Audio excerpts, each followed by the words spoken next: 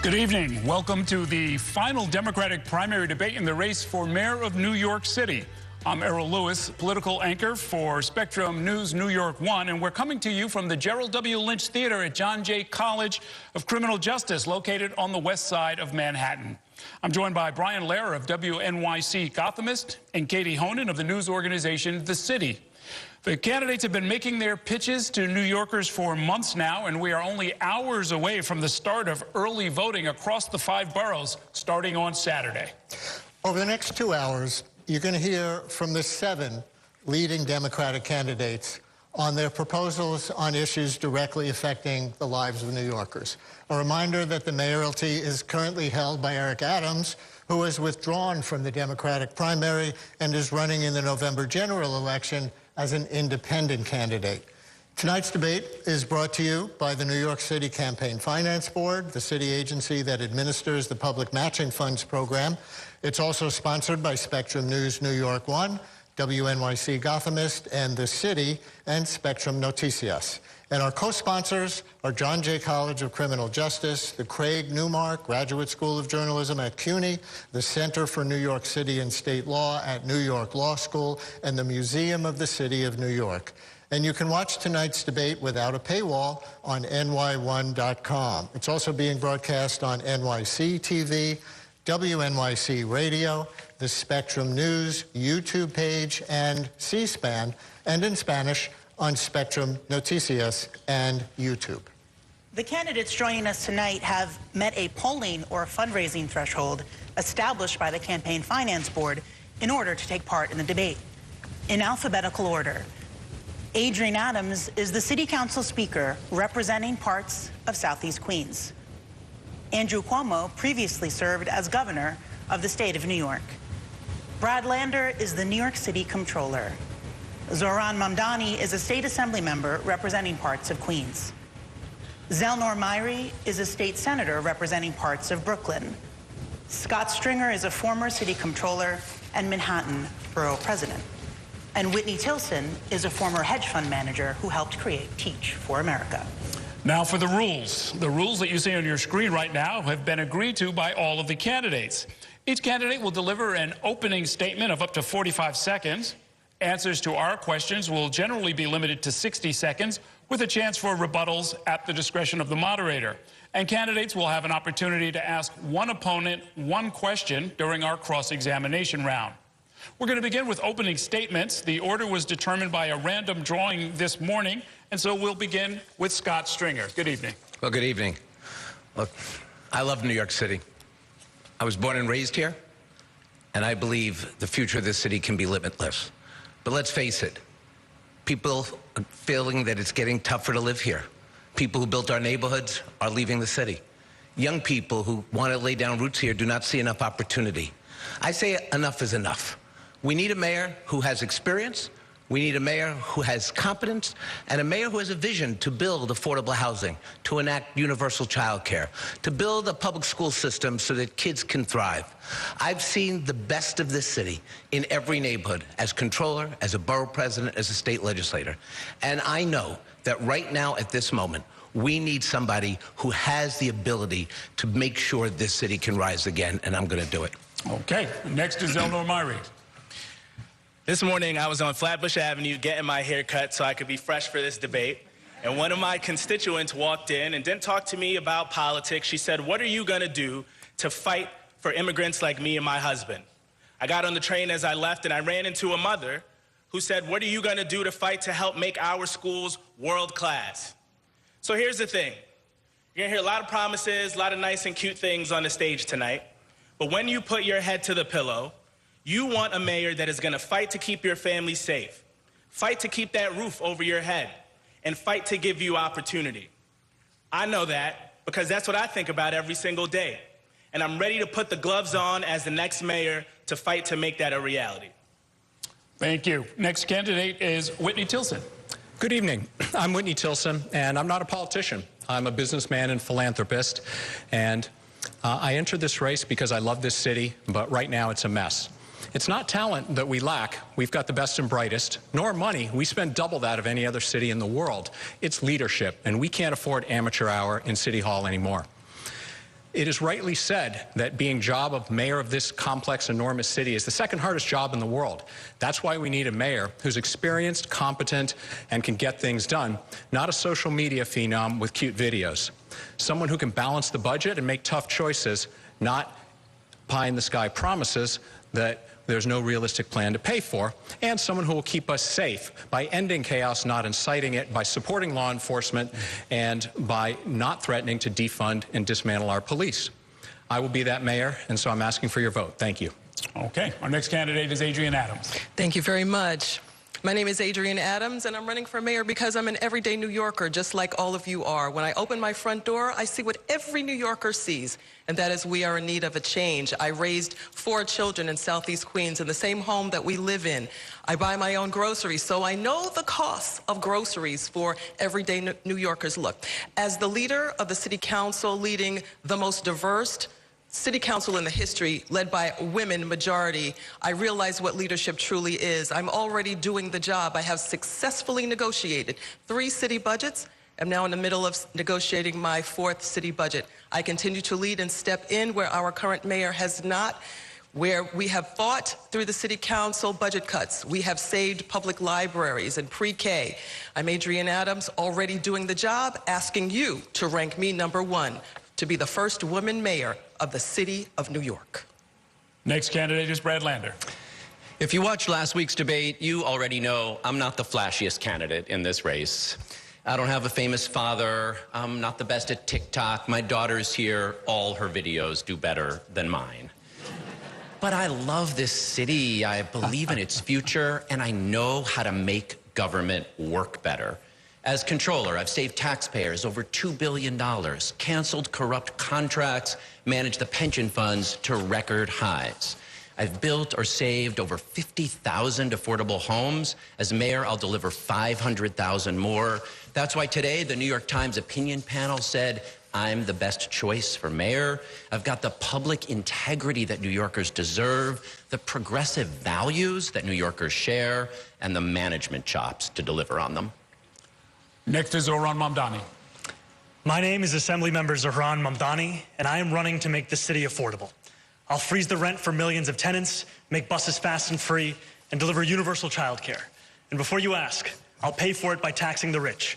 The same billionaires who put Donald Trump back in the White House, the same ones who are funding Andrew Cuomo's campaign.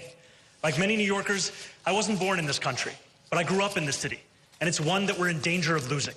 We're under attack from authoritarianism from the outside and an affordability crisis from the inside.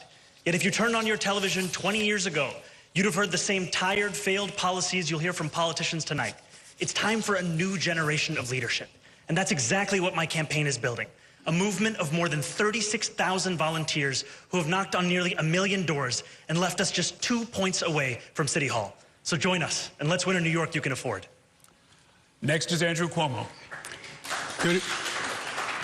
Good evening, and thank you all very much for having me here today. I do have a very famous parent who I'm very proud of, Matilda Cuomo, and I hope she's watching. Everyone has a plan, as you've heard. Everyone always has a plan. That's always the way. But the question for tonight is, who has the ability to get the job done? That's really the question. Who can build housing? I built housing across the nation as HUD secretary. I built LaGuardia Airport, Kosciuszko Bridge, 2nd Avenue Subway, and more. Who can do public safety? While my colleagues were defunding the police, I was adding more police. Who can manage the city? I manage the state that has double the budget of New York City. And who can take on Donald Trump? That is the big question. And he sent troops into cities all across this country, but he never sent them into New York when I was there, and he never will when I am mayor. A job looks easy when you haven't done it. Experience matters. I will get the job done. I will work for you 24/7. Thank you for your opening statements, candidates. Mr. Cuomo, many New Yorkers are concerned about what's happening in Los Angeles. Workplace immigration raids and deportations, protests with some violence, the president's deployment of the National Guard and the Marines over the objection of the governor and the mayor. The Trump aide Stephen Miller said the mayor has no say. If you were mayor of New York right now, How would you handle this situation if something like that happened here? Yeah, we had this situation before, right? This is not a case of first impression. President Trump did this in Trump 1. He did it a number of times. He sent troops into cities all across the country. This is him being macho, authoritarianism. He's the commander-in-chief. He never sent them into New York because I said to him, you better never send troops into New York. We don't need them. It would be a hostile act. It would be a problem. Right now, in this situation, we're going to protect our immigrants. This is a sanctuary city, and we are going to defend the laws of the sanctuary city. We have an NYPD that is the largest police force in the United States of America. Donald Trump only picks fights that he can win. He cannot win a fight with me as mayor of New York. Mr. Mamdani, any contrast so far? You know, what is so troubling to see right now is we also have the NYPD assisting ICE in some of those very missions right here in New York City.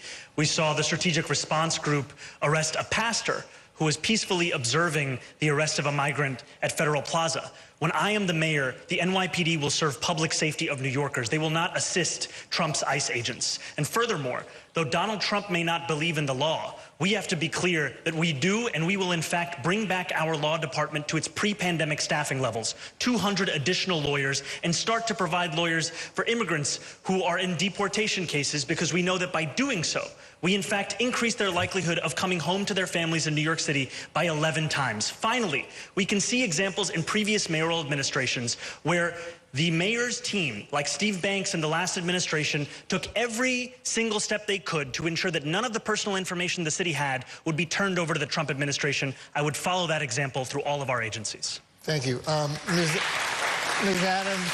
Ms. Adams, staying on this topic, but with kind of a follow-up. If the president sees what he thinks is disorder in the streets and believes that local and state law enforcement officials are not doing a good job at protecting citizens and property, why shouldn't he step in? His supporters say that's his responsibility. We are right now dealing with a lawless president enacting lawless behavior across this entire nation. As one who continues to speak up and out against Donald Trump, currently, Donald Trump would like to bring ICE back onto Rikers Island, which has been illegal since the year 2014. Through an executive order put forth by the deputy mayor of the city of New York, not the mayor of the city of New York, which is unprecedented. They want to bring ICE back onto Rikers Island. And the person that is endorsing me, she is the baddest AG in the nation. Her name is Tish James. She said, Adrian, if Donald Trump starts to get in your way, sue him. So I am suing him. I am suing the mayoral administration and Donald Trump's ICE. We will continue to protect immigrants when I am mayor, just like I am protecting them as the leader of the city council. We will make sure that Donald Trump's ICE obeys the law. We are a sanctuary city. I am here to protect that in the city council. And when I am mayor, I will continue to protect our laws and our immigrants. Mr. Lander, continuing on the same track, but if the president says the mayor has no say, which seems to be the case because he did deploy the Marines and the National Guard, what would you do? What could you do? Let me tell you about how the mayor could have a say. Last Thursday and again this morning, I went down to the federal building to observe immigration court and then accompany immigrants out past ICE agents so they could get out of the federal building and back to their families. One was a couple with kids in our city school system. They were worried they weren't going to see them again. So I stand up to bullies. I don't back down from a fight, and I will make clear that we're going to protect the 40% of New Yorkers who are immigrants, and we're going to keep them safe, and we're going to keep New York City safe. You can de-escalate conflict. What Trump wants is to strike fear and escalate conflict. We're going to make clear we stand up for immigrant New Yorkers, and we de-escalate and keep the peace. I do want to tell you, though, about some immigrant New Yorkers that Andrew Cuomo screwed when he was governor, and we're defending in my office. A couple of hundred immigrant subway cleaners who he made clean the subway cars but cheated out of the prevailing wages and health care that they were due. We're fighting right now to get it back. I stand up to bullies, and I'll stand up to Donald Trump. Mr. Cuomo, you were named, so we may not be able to do this every time all night, but you were named, so you get a brief response. I don't know what Mr. Lander is talking about. The MTA contracted for cleaning services. I assume that's what he's talking about. The MTA goes through a rigorous contracting process. They should never have hired illegal immigrants if it is true. But obviously, I had nothing to do with them hiring anyone. I'm sorry, is that what you said? What did you call them? If anyone was undocumented or they didn't pay the proper wages, I had nothing to do with it. It would have been done through the MTA. You didn't pay them the proper wages. You cheated them out of the prevailing wages they were due and the health care they were due. I didn't contract with them at all. The MTA contracted with them. Who appoints the chair of the MTA? Oh, I see. So every contract that the MTA contracts, you want me to be held responsible? This one, yes, because a couple of hundred immigrant workers got cheated out of $2.5 million and their health care, and the orders came from on high. Yeah, so you say. If they did it, that would obviously be wrong. The MTA contracts for $6 billion per year. They have multiple contracts. We have a controller on the state of New York who audits the books. I'm sure he's almost as good as you. And if that happened, he would have found out. Thankfully, these are prevailing wage workers under city contracts. But still on President Trump, and Mr. Stringer, you can reply to that if you want. But my moving on question is, his administration has made deep cuts to some programs that directly fund services for New Yorkers. A listener to my radio show asks, how do you propose addressing funding shortfalls for critical services, or which programs will you prioritize above others, assuming you can't make up for all the funding gaps? And please tell everybody how you think your approach would be better than the other candidates. Sure, Brian. Well, look, I was in Trump 1 when I was a city controller. And during that time period, I didn't let him get this city down. During my time, I managed to divest $4 billion from fossil fuels controller. I divested from gun manufacturers. I divested from private prisons. I put the line in the sand with that guy, and I will do the same as mayor. Look, when you grow up in Washington Heights, everything comes your way. And you understand the only way to deal with as a bully is to draw the line early and fight back. So here's specifically what I'm going to do. First, as mayor, we're going to establish a very, very rainy day fund. We need to get $500 million from the state and $500 million from the city so that we can continue to replenish the money that Donald Trump is taking from us. $80 million is taken in the dead of night. We need to keep the social safety net alive until Hakeem Jeffries becomes the speaker and we can dismantle the Trump organization. Just 2 seconds, just to straighten out the two of them. I was the one who brought the prevailing case with the MTA on those workers, and I believe very strongly then that we have to make sure that we pay wages so people can live and stay in New York, and that's why I did it. Mr. Myrie, same question about dealing with the defunding of the city. First let me put my lawyer hat on for a second. What Donald Trump is doing right now is flat out unconstitutional, and we got to say that very clearly, because they are counting on the chaos being normal. They're counting on us being relaxed about this approach because we see it in the headlines every day. It is flat out unconstitutional, and we should not, as a city, hesitate whatsoever to bring it to him when he's coming after our folks in this city. So look, I want to hire 50 more lawyers to our law department so we can go on the offensive. And the best way for us to be independent of the Trump cuts is to expand our tax base. That is why I want to deliver 1 million homes over the next 10 years. It's why I want to extend pre-K and 3K to 6 p.m. It is why I want universal after school for everyone. This has to be a city where you can raise a family, where people can make the choice to stay here, when they can spend their money in our local economy. We can create $18 billion over the next 10 years if we create 1 million homes over the next decade. That is what I plan to do, and I plan to go on offense every single time this bully comes after my city. Mr. Tilson, you'll get the last word on this. People are talking about standing up to President Trump. Can it ever be smart, in your opinion, to hold your tongue about your worst opinions of him so that New York could possibly get better treatment, or would that not be effective? Yes, possibly. There's a grim anniversary coming up on Tuesday. It is the 10-year anniversary of Trump coming down that escalator, spewing hatred and xenophobia, and I've been fighting him tooth and nail every day of those 10 years. That said, he is a childish bully, and getting into a Twitter war with him needlessly would hurt our city, I think. He tweets a lot of crazy stuff, and most of the time, if you simply ignore it, he moves on to his next childish foolishness. So to your question, I will fight Donald Trump as mayor, stand up to him, sue him if necessary, but my job is to serve the people of New York, and that sometimes involves not provoking a childish person, but one who unfortunately holds a lot of power, and our 10% of our city budget is federal funding. Candidates, thank you for this first round. Okay, candidates, some of you have many years of government experience, while others have spent less than a decade in office. One of you has never been elected to any office. So, and then if we consider age, one of you would be, if elected, the oldest person ever to be sworn in as mayor, while another would be the youngest mayor to take office in more than 100 years.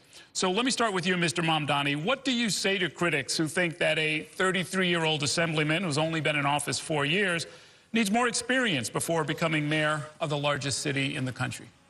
What I would ask is for them to judge me by the campaign that I am running. A campaign we began with about 2 full-time employees polling at 1% that has now grown to be one where we manage over 36,000 volunteers that have knocked on nearly 1 million doors. And ultimately, what I will deliver to New York City is what I've been delivering in this race: innovation and competence. And I will do so by hiring the best and the brightest. Because for too long, we've had an understanding of leadership where you simply want to replicate each one of your ideas and hire the people who will be quickest to say yes to whatever you say to them. I will instead hire the people who have the track records, the excellence, the fluency. And it has been a pleasure to meet with incredible officials like Maria Torres Springer, like Patrick Gaspard, like Steve Banks, like Amit Baga, so many who have delivered that public service and that public excellence in this city. And that is what I would be doing as the next mayor of this city of New York. Mr. Myrie, similar question. What would you say to New Yorkers concerned that your legislative record, however lengthy, is not the same as running an organization of 300,000 employees? Listen, I think New Yorkers want a mayor that is going to deliver results for them and to do it when it is difficult to achieve. I've passed over 60 bills that have become the law. But when I ran for state senate back in 2018, Albany was dysfunctional. Some rogue Democrats, propped up by Andrew Cuomo, prevented so many legislation that would help everyday New Yorkers, whether it was protection for tenants, whether it was reproductive health, whether it was climate legislation, whether it was your right to be safe in your neighborhood. And on day one in the state senate, I passed something called early voting, which all of us are going to participate in on this Saturday. So I am about the results and about the work. I have built coalition. I have listened to stakeholders. I've done really difficult things. That is the job of the mayor, to get everyone at the table and to achieve something that people said was impossible. I've been in the business of delivering for the people of my district. I look forward to doing the same thing for the people of New York City. Okay. Mr. Cuomo, if elected, you would be the oldest person ever sworn in as mayor. If you served 2 full terms, you'd be 76 years old upon leaving office. Is somebody in their 70s the ideal age for holding the second hardest job in America? Let's do 1 term at a time if we can. I think you raise a very important point. Experience matters. And I think inexperience is dangerous in this case. Mr. Mamdani has had a staff of 5 people. You're now going to run a staff of 300,000 employees. He's never dealt with the city council. He's never dealt with the Congress. He's never dealt with the state legislature. He's never negotiated with the union. He's never built anything. He's never dealt with a natural emergency. He's never dealt with a hurricane, with a flood, etc. He's never done any of the essentials. And now you have Donald Trump on top of all of that. And he's never dealt with what I think is the greatest national threat that we face in this president. To put a person in this seat at this time with no experience is reckless and dangerous. To Mr. Lander and his experience, remember, this was the fiscal watchdog under the Eric Adams administration, which was like the bookkeeper at Tammany Hall.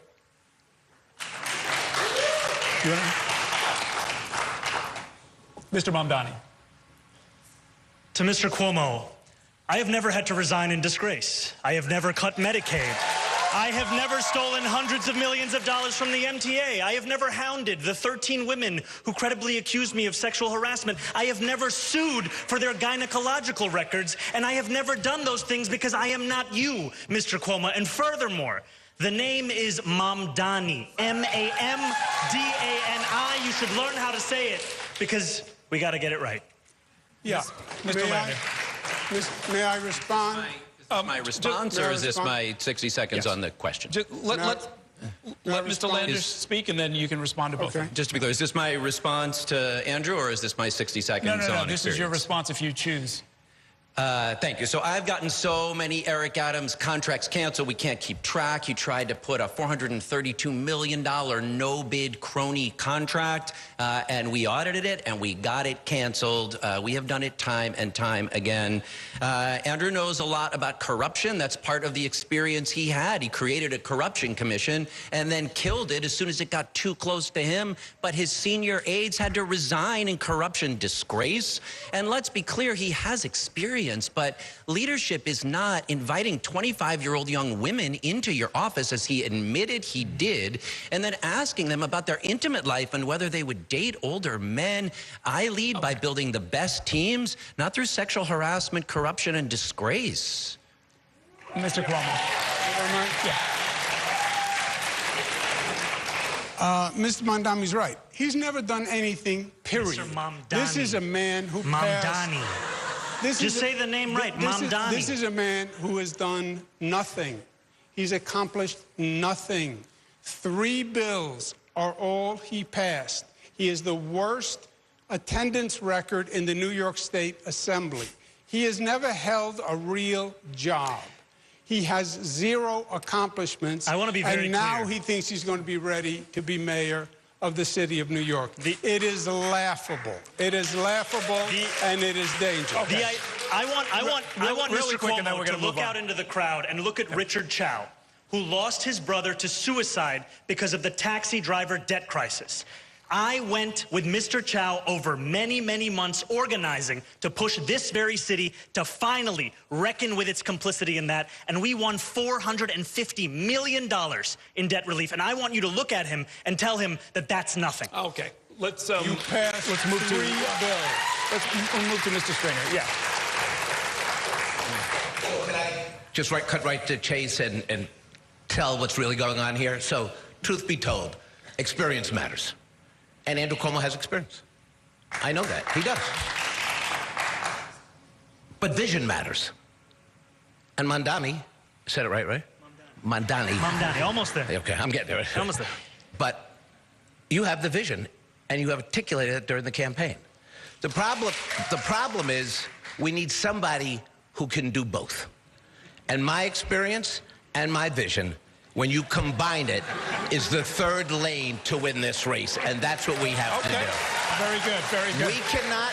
We cannot have a mayoralty on training wheels, but we also have to have a mayor who's willing to go to town hall meetings, to meet with the voters where they are, and that hasn't happened with the experienced candidate. Now, one last thing. Every job I've had, state legislator, I introduced rules of reform in the Assembly and got it passed. As Manhattan Borough President, I actually built affordable housing. I didn't do 1 or 2 rezonings. I did that as my life's work and made a difference. As controller, I built the best controller's office that Brad Lander takes credit for, and I'm proud of that. Okay, fair enough. I want to bring Ms. Adams into the conversation. Ms. Adams, your private sector experience involved finding and training corporate leaders. Government, however, involves working with people who are independently elected, maybe politically connected, who cannot be bypassed, cannot be fired. How do you avoid falling into the trap of catering to vested interests at the expense, possibly, of the public interest? Well, in the words of Scott Stringer, let's just cut to the chase. As the only candidate currently doing this work that everyone is aspiring to do, as co-leader in city government and city hall already, as one that has walked up those steps of city hall for almost 10 years, as the one that is leading one of the largest legislative bodies in the entire country, as one that has seen 120,000 units of affordable housing coming up in the city, as one who has championed the largest victory for affordable housing in a generation, as one that is already doing this work, as one that has taken private skills from the private sector in management. I have trained people that will make more money than I will ever make in a lifetime. And bringing those skills with me into the public sector, into the New York City Council, now leading a body of 50 council members as the one with the experience ready to go to work tomorrow, because where I work is where everyone else on this stage aspires to work, in City Hall in Adrian Adams, New York. Okay. I have a question for you, Mr. Tilson, related to this discussion. You have frequently said on the campaign trail that, quote, career politicians have caused many of the city's problems or made them worse. You said tonight, in fact, that this is no time for amateur hour. Explain why a lack of experience running a city agency would make you a better manager than some of your rivals here. I actually view not being a politician as a feature, not a bug. It is possible to hire people into administration, of course, who have the experience of running a big bureaucracy. I would point to Mike Bloomberg as my inspiration when I decided to run for mayor. He had never held elected office before.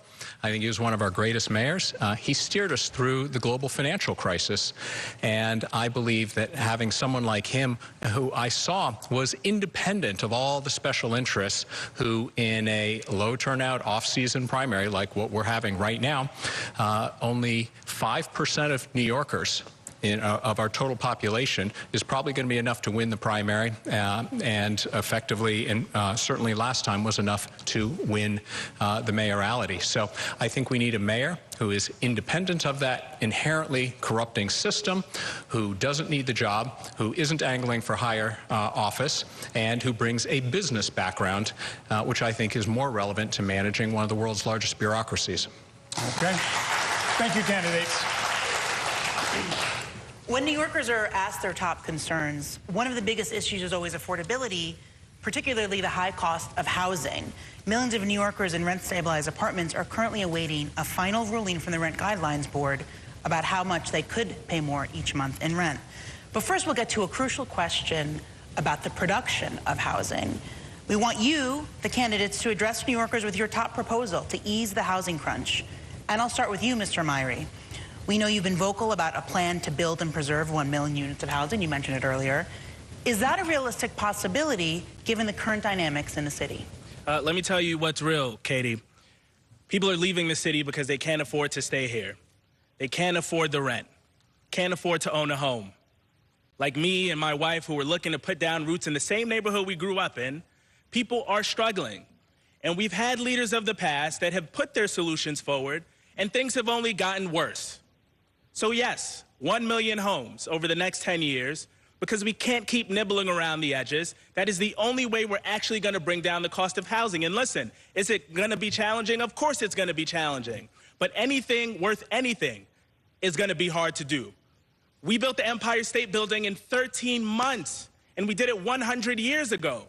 Come on already. Of course we can do 1 million homes. I want to change our public land to be affordable housing. I want to convert our industrial areas to residential. We have commercial real estate space that is laying vacant that can be converted as well. We have opportunities to revitalize NYCHA. We got to be bold in this moment, but we need the leadership and the courage to get it done, and that's what I'm going to do. Thank you. Mr. Stringer, your housing plan is to model a highly successful plan from the 1950s. You call it Mitchell-Lama 2.0. It sounds ideal, but how would you pay for this expansive plan? Okay, this is where we just got to have an honest conversation. I get 1 million. I could easily say we could do 2.5 million given my experience. It's all, put that aside for a second. People need affordable housing now. They need low-income housing now. The way we do it is we take the 1,000 vacant lots I audited as controller, and we give that land back to the people, to not-for-profits, to limited profit developers. We don't ask the luxury developers to build the low-end and affordable housing we need. We get a generation of people to come in and build the tens of thousands of units of housing. See, it's not just about building housing. The second question, or the question that I care passionately about, is who are we building housing for? We got to build more housing, 2- and 3-bedroom apartments for families so that after the second kid, they don't leave, they stay here. We need to do what we did with Mitchell-Lama housing, a housing stock that is the best practice in the world. We got to build more of that housing, integrated housing, because the people who moved into those buildings, you know what they did? They didn't just exist in those apartments. They built communities, schools, and daycare centers. And this is a promise I can keep while I'm alive, while I'm mayor, and we'll see what happens going forward. But let's do that immediately on day one when I'm mayor. Thank you. Mr. Lander, as mayor, you declare a housing emergency which could help you build 500,000 homes, including on city-owned golf courses. How do you get the citywide support for this plan? So the New York Times opinion panel today said I was the best choice for mayor because I combine clear and bold plans and a real track record of delivering. That is especially true on housing. In the neighborhood around the Gowanus Canal, when I was council member, I organized the community to support redevelopment. More housing, more affordable housing is going up there than anywhere else in the city, and the community's supporting it because it's coming with open space and affordable art studios, as well as 3,000 genuinely affordable homes. We're even fixing up the NYCHA units nearby. As controller, I saved the 35,000 rent-stabilized units that were put at risk when Signature Bank failed by investing to buy the mortgages on them. I know how to do this. I have a detailed plan for getting 500,000 units built. That's around the Interborough Express, where we've got new opportunities for transit-oriented development. And we can build great new neighborhoods on 4 of the city's 12 golf courses because people will be excited about courtyards for families, about daycare centers, about new schools and libraries, places they could own in neighborhoods they will love. Thank you.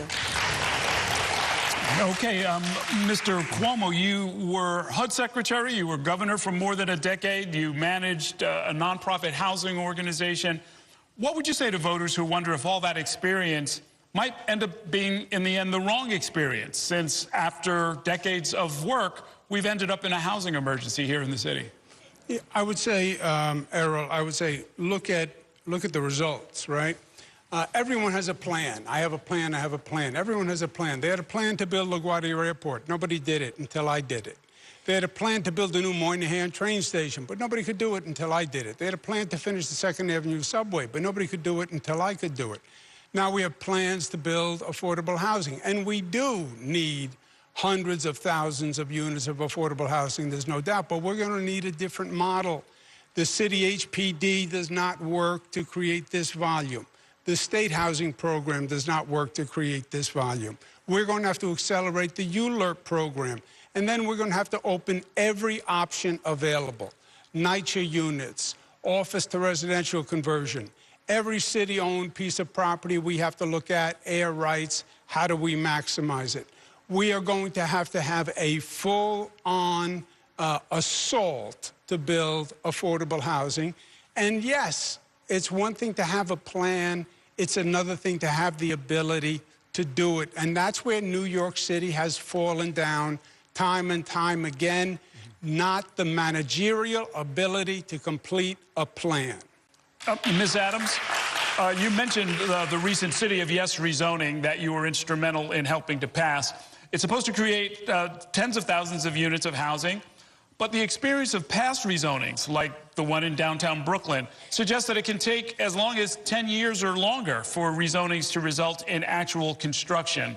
If you're elected mayor, what would be your plan to get units built more quickly than that? We're going to build it faster, and just to let Mr. Cuomo know, I've got a plan. It's already in the works. It is called the City of Yes, the City for All, something that I have already ushered in. So the work is already being done. We're hearing a lot of plans and policies, but this is something already, I'm already doing this work. We have already begun the works for the City for All, and in that proposal It is the most aggressive rezoning proposal in a generation for this city to build upwards of 82,000 affordable units for New Yorkers. We want to keep people here. I want my children to stay here. I'm an everyday New Yorker. I don't want them leaving because New York is not affordable for them. And so I have made sure that there is $5 billion that is put into the City for All proposal. So, Mr. Cuomo, we are going to take care of the HPD vacancies within that $5 billion. We're going to make sure that communities like mine in Southeast Queens are protected, infrastructure is protected. We're going to make sure that we've got extended and expanded access to City FEPS vouchers. We're going to make sure that there are repairs available for NYCHA residents and Mitchell-Lama residents. And we're going to make sure that homeowners also have access to funding to make sure that the homeowners have repairs. We won't have to look at foreclosure in the volume, and we don't have to look at deed theft in the volume. I'm already doing the work. I'm already there. Thank you. And still on housing, and to bring the last two of you into it, Mr. Tilson, you said in the last debate that your housing construction plan is the opposite of Mr. Mamdani's. More private sector, less public. Can you elaborate on that in your 60 seconds, and then we'll hear Mr. Mamdani argue for his approach? Sure. If I were to summarize my plan in 4 words, it'd be unleash the private sector. That is the only way to rapidly build anything like the scale that we're talking about. I said it's the opposite of his plan because his plan is to spend $100 billion city dollars to build affordable housing. So my plan, I don't think this should take 10 years if you truly do it. And it's not just zoning regs. It's all the whole bureaucracy going through the city government agencies. It's going through the whole ULERP process. This can be done. Austin, Texas is a good example. Their rents went up 25% in the year 2021. The city leaped into action, quickly changed its zoning rules. They increased supply by 15% in 3 years, and rents dropped by 20%. I don't just want to stabilize rent. I think we can drop rents in this city. That's the objective. But right now, it's outrageous that businesses and real estate developers have to hire expediters to deal with the city bureaucracy. So it's a much bigger problem, and the mayor controls most or all of this. Thank you. Mr. Mamdani. I met a grandmother in a senior center in Brownsville, and she came up to me and told me that she'd been on a waiting list for 7 years for senior housing, and that she wasn't sure if she was going to be able to stay in the city any longer.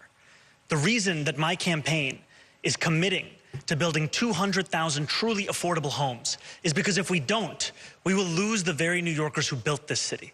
And we will lose them unless we rapidly scale up the programs we already have. Programs in HPD like SARA, Senior Affordable Rental Apartments, ELA, extremely low-level affordability, the very kind of programs that are built for the New Yorkers who are being priced out of the market. And we do this while also ensuring that it is easier to build even for the private sector. We end the requirement to build parking. We end this piecemeal approach that we've taken, instead having a city-wide comprehensive planning approach. These are the kinds of ways in which we can actually ensure that we start to build more than 4 houses per 1,000 people, that we actually start to get up to Jersey City and Tokyo and build the housing that's necessary in this city. To finish this round, by a show of hands, I will translate for the radio audience, how many of you would support a rent-stabilized rent freeze this year?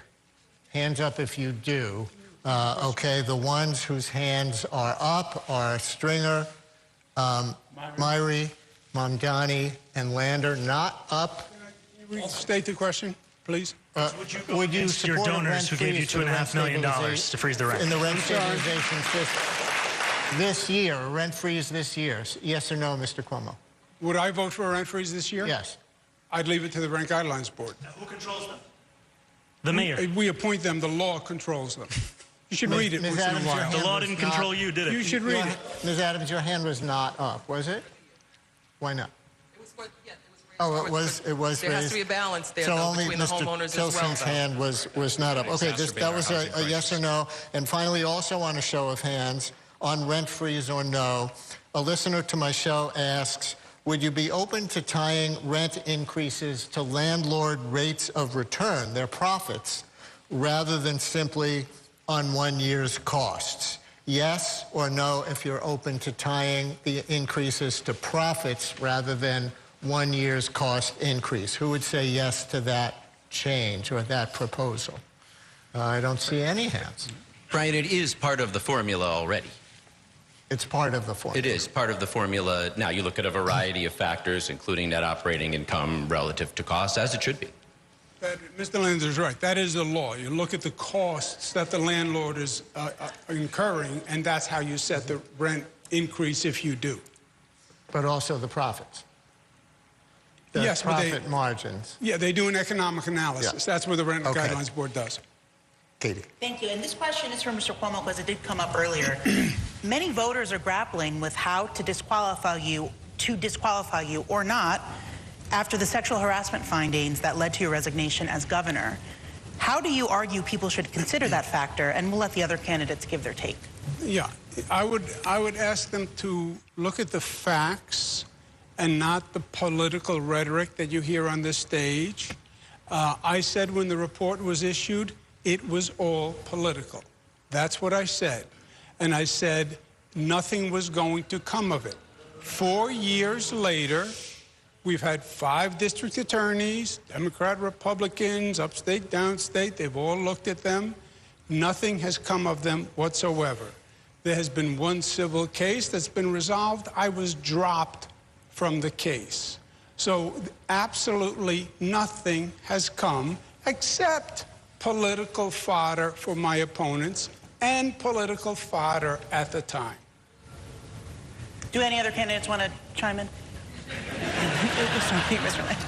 Andrew, you admitted at the time that you called a 25-year-old staffer into your office and asked her questions about whether she'd had older partners and whether she was available, and intimated that you were looking for a partner. Everybody here knows that you sexually harassed women, that you created a toxic work environment. We're here with all these CUNY students, many of them young women. I went to the City College commencement. The valedictorian is going to come work at the Department of Homeless Services. I don't want to have to tell her, don't go work at City Hall because the mayor is a sexual harasser. Those are just bold-faced lies. You admitted it at the time. And it's frightening that you can look at a camera and lie right now, that I'm looking easily. At you. You admitted it at the time. I never said that. I never said that. And by the way, that has been totally disproven by every court that has looked at it. Every courts don't legal disprove proceeding. Things. Everyone knows. Yes, they do, sir. They a report was issued. The DAs looked at it. Yeah. They all disagree with you. I was dropped from the case.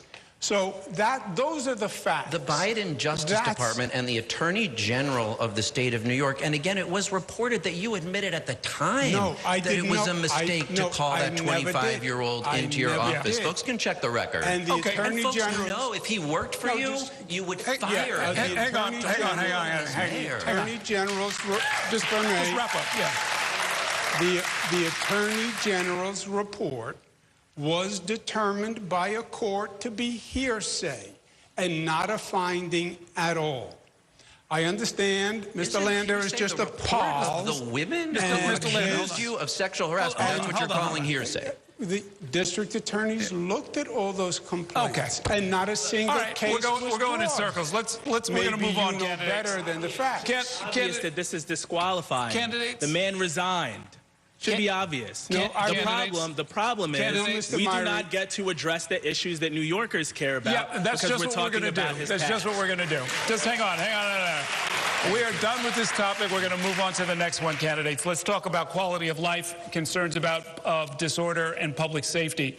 The number of complaints about disorderly conduct in New York City have nearly tripled compared to the pre-pandemic year of 2018. Arrests for disorderly conduct have risen significantly. But New Yorkers still say they are less satisfied about their quality of life than in the past. So we're going to start with you, Mr. Lander. Do you want the NYPD to address quality of life violations, or is there some other way to do it? And how would you address concerns about quality of life without violating constitutional rights or opening the door to accusations of illegal profiling? As mayor, my #1 priority will be to end street homelessness for people with serious mental illness. When I talk to people about what's influencing their quality of life, what would they like changed? They would like to be able to get on the subway and feel safer. Last week I talked about a friend whose middle school student was pushed to the ground by a mentally ill homeless person. But we don't have to be a city where a couple thousand of our mentally ill neighbors sleep on subway platforms and the sidewalks and stoops of our buildings. And yes, of course, NYPD have a role to play in keeping neighborhoods safe, getting guns off the street, but no amount of policing is going to connect a homeless mentally ill person to the housing and services that they actually need. The plan that will is called Housing First. It's working in Houston and Denver and Salt Lake City. We used it here to end street homelessness for veterans, and I will use it to end street homelessness for people with serious mental illness, and that'll be a city with a dramatically better quality of life for everyone. Okay. Mr. Stringer. Let me try to answer your direct question, which is the issue of quality of life. And to me, as someone who has spent his entire life here, who's raising kids here, people do not want to live with trash. They don't want to live with broken sidewalks. They don't want a 311 system that can't resolve the basic day-to-day issues that New Yorkers face. We've gotten away from that kind of work. You know, swagger to me is different than swagger at City Hall today. Swagger means I feel satisfied when we help somebody get the services we need. How I'm going to do it specifically, we got to have a deputy mayor for quality of life and institute what I call quality stat, meaning there's a lot of agencies apart from the police that actually are responsible for the day-to-day running of the city and resolving complaints and issues. We need to measure that. We need to look at the data at 311. We need to do the follow-ups. I'm going to be the mayor in the Ed Koch mode that comes to town hall meetings and communities, just like Ed did as controller, roll my sleeves up, go in front of hundreds of people and say, let me have it. What do you want? What's going on? And I will resolve the complaint in 24 hours. That's the kind of mayor that we need in this city to keep people here and to make sure that we become the beacon of the greatest city in the world. Okay. Mr. Mamdani. You know, when I speak to New Yorkers across the 5 boroughs, what I hear time and time again are these very kinds of complaints. Complaints around the cleanliness of our streets, complaints around whether the parks that they love can actually be maintained. And so many of them come back to a mayoral administration that has underfunded city agencies time and time again, literally requesting to take garbage cans off of sidewalks. That's what we have had for the last 4 years. I'm proud to have been endorsed by DC 37, the single largest labor union representing municipal workers in this city. The people who run this city trust me to lead this city. And what I will do is fully fund each one of those agencies to ensure that we are not just providing public service, we're providing public excellence so that each and every New Yorker is finally receiving the quality of life that they deserve living in this city. Okay. And so, Mr. Myrie, really in a lot of ways what I'm getting at is that the city government and a lot of voters, frankly, will reflexively reach for the NYPD as the best tool to handle what they perceive as disorder, which some people say is kind of a stepping stone towards crime or in some ways a precursor to it. What's your take on that, and how would you handle it? Yeah, let me first say, Scott, you got a little bit of swagger. You got some sneakers on today, so I don't want you to discount yourself. By the way, I got it from you. Yeah, all right, very good. So let me say this. Look, I walk the streets, I take the subways just like you do. And part of the reason that people are frustrated with politics is because you walk the streets, you take the subways, and then you listen to folks on this stage, and it's completely divorced from your reality. Here's what I want to do. I think we need police and clinician teams in our subways and our streets 24/7 to get people on a path to real recovery. New Yorkers are compassionate people, but we want to ensure that people are actually getting that help. So I want stabilization centers in every borough so that we can deliver that help. Public safety requires us to do 2 things. We understand that police officers are necessary, but we also have to invest in the things we know prevent crime and disorder in the first place. That's why I want 50,000 more summer youth jobs, so that it is universal. We have no young person on a waiting list. Stop telling our kids what not to do without giving them something to do. I want universal after school as well, so that we can have a safe place to be and have our families have a place where their children can stay. Okay. Mr. Tilson. Yes, to answer your question directly about enforcing more quality of life issues. For example, I ride my bike almost every day in the city. The e-bikes are fast and dangerous, and we're riding up on the sidewalks, blowing through red lights, and cops started enforcing it, and I can tell you, being out there every day, they're now obeying the law. That is the kind of thing that contributes to the feeling of lack of safety. I will say that what I would not do is demonize the police by calling them wicked and corrupt, by threatening to defund and dismantle them, as Zoran has done. And we are at a 34-year low in the number of police officers. There's only one candidate on this stage, him, who has not said that he would try and build that number back up. So I think his Department of Community Safety, which he talks about, is just backdoor code word for continue to defund the police. They are demoralized, they are understaffed, we have created a revolving door where an officer at the Midtown North Precinct, very close to here, actually told me she is still filling out the paperwork for most of her arrests, and the criminal is back out onto the street before she's finished. Did you want to respond? I want to say it very clearly, because both Mr. Tilson and Andrew Cuomo's Republican billionaire donors have been lying about me on our television screens and right now. I will not defund the police. I will work with the police because I believe the police have a critical role to play in creating public service, public safety. And fundamentally, when I put together our proposal for the Department of Community Safety, it was built upon the many conversations I had with rank and file officers who had told me that they signed up to join the department to take on serious crimes. And yet what they were being asked to do is play the roles of mental health professionals and social workers. And that is part of the reason why 65% of crimes in the first quarter of this year are still not solved. We need to ensure police can focus on those crimes, and we have mental health professionals and social workers to address and tackle and resolve the mental health crisis and homelessness. Okay, was it? I just want to clarify, Whitney, did you not talk about my police retention plan, or you didn't? Come on, Scott. Ms. Adams, I want to bring you in the conversation because you were at City Hall when the funding question came up that has been interpreted by some as defund the police.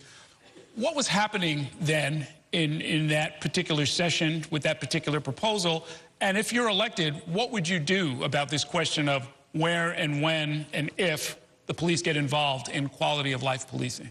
Thank you for asking the clarifying question, Errol, very much.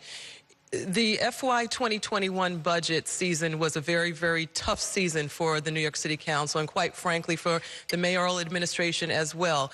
We were still masked up in the pandemic, and New York City was very, very underfunded as a city. We were looking towards going in the hole, if you will. So several city agencies had to take a haircut.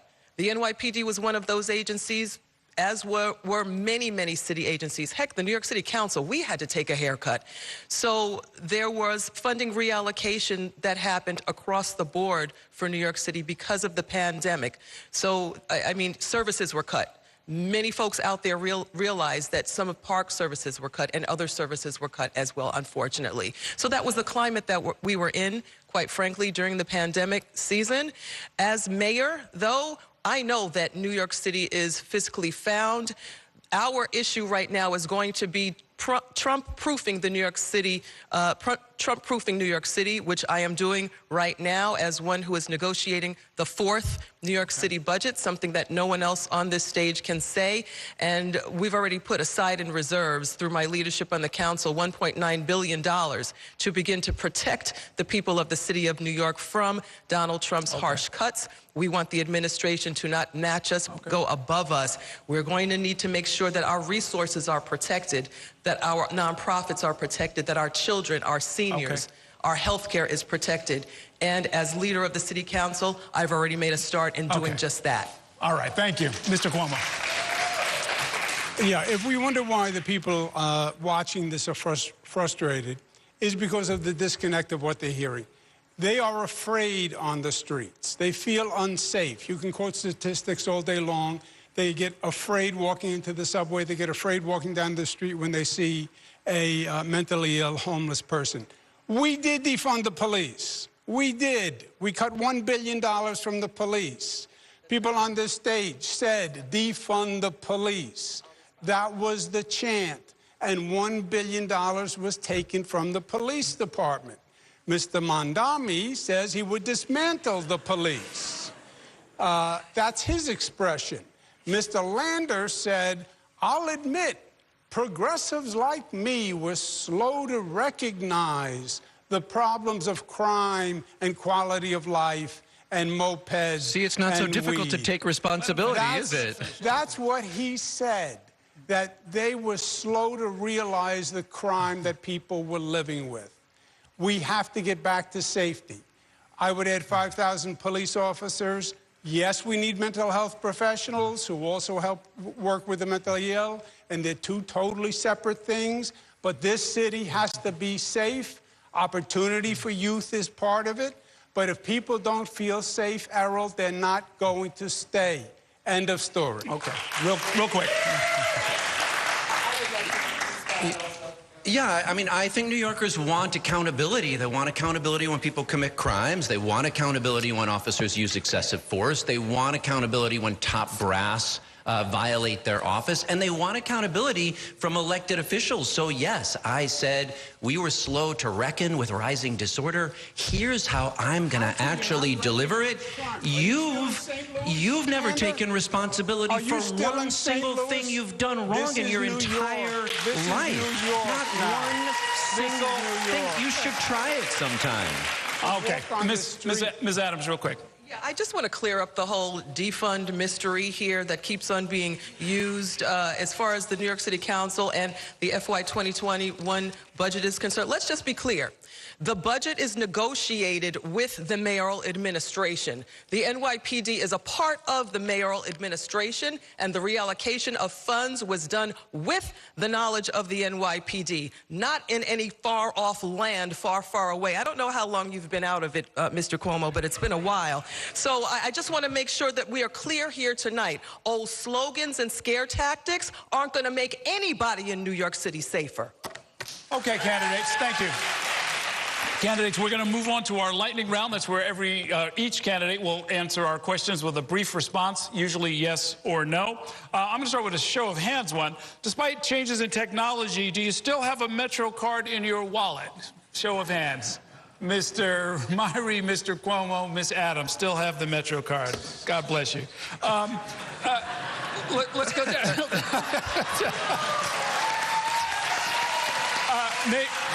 Name one department that you would make cuts to. We'll go right down the line. Mr. Tilson.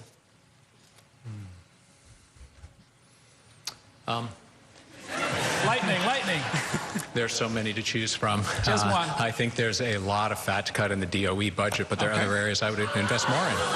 DOE means Department of Education, not the Board of Elections. Mr. Stringer.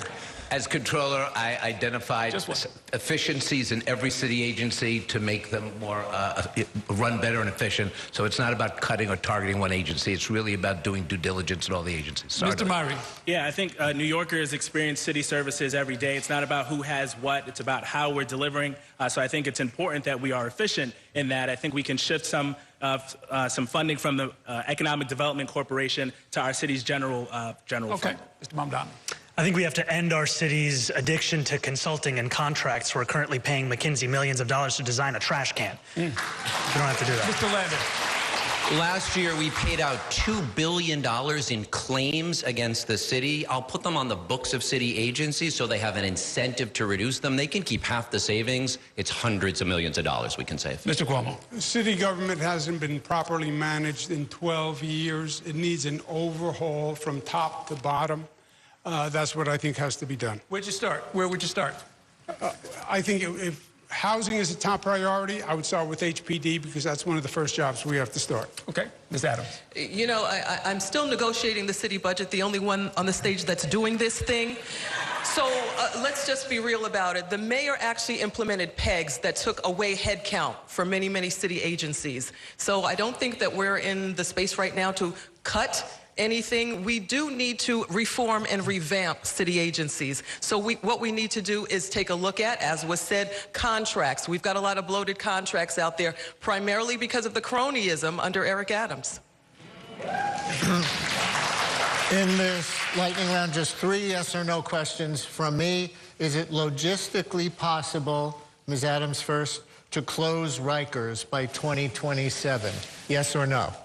No. Mr. Cuomo? No, the law is a joke. Mr. Lander? Not a joke, but not by 2027 either. Mr. Mamdani? No, Eric Adams has made it functionally impossible. Mr. Myrie? No, but it needs to close. Mr. Stringer? No. And Mr. Tilson? No, not by 2032 either. We'll go the other order on yes or no. Do you support an expansion of red light cameras, Mr. Tilson? Absolutely. Mr. Stringer? Yes. Absolutely, and I voted for it in Albany. Thank you, Mr. Myrie. Mr. Mamdani? Yes, and unlike Andrew Cuomo, I know you can't turn right on red in New York City. Mr. Lander? Yes, and with real accountability for drivers who do it. Mr. Cuomo? Yes. Ms. Yes. Adams?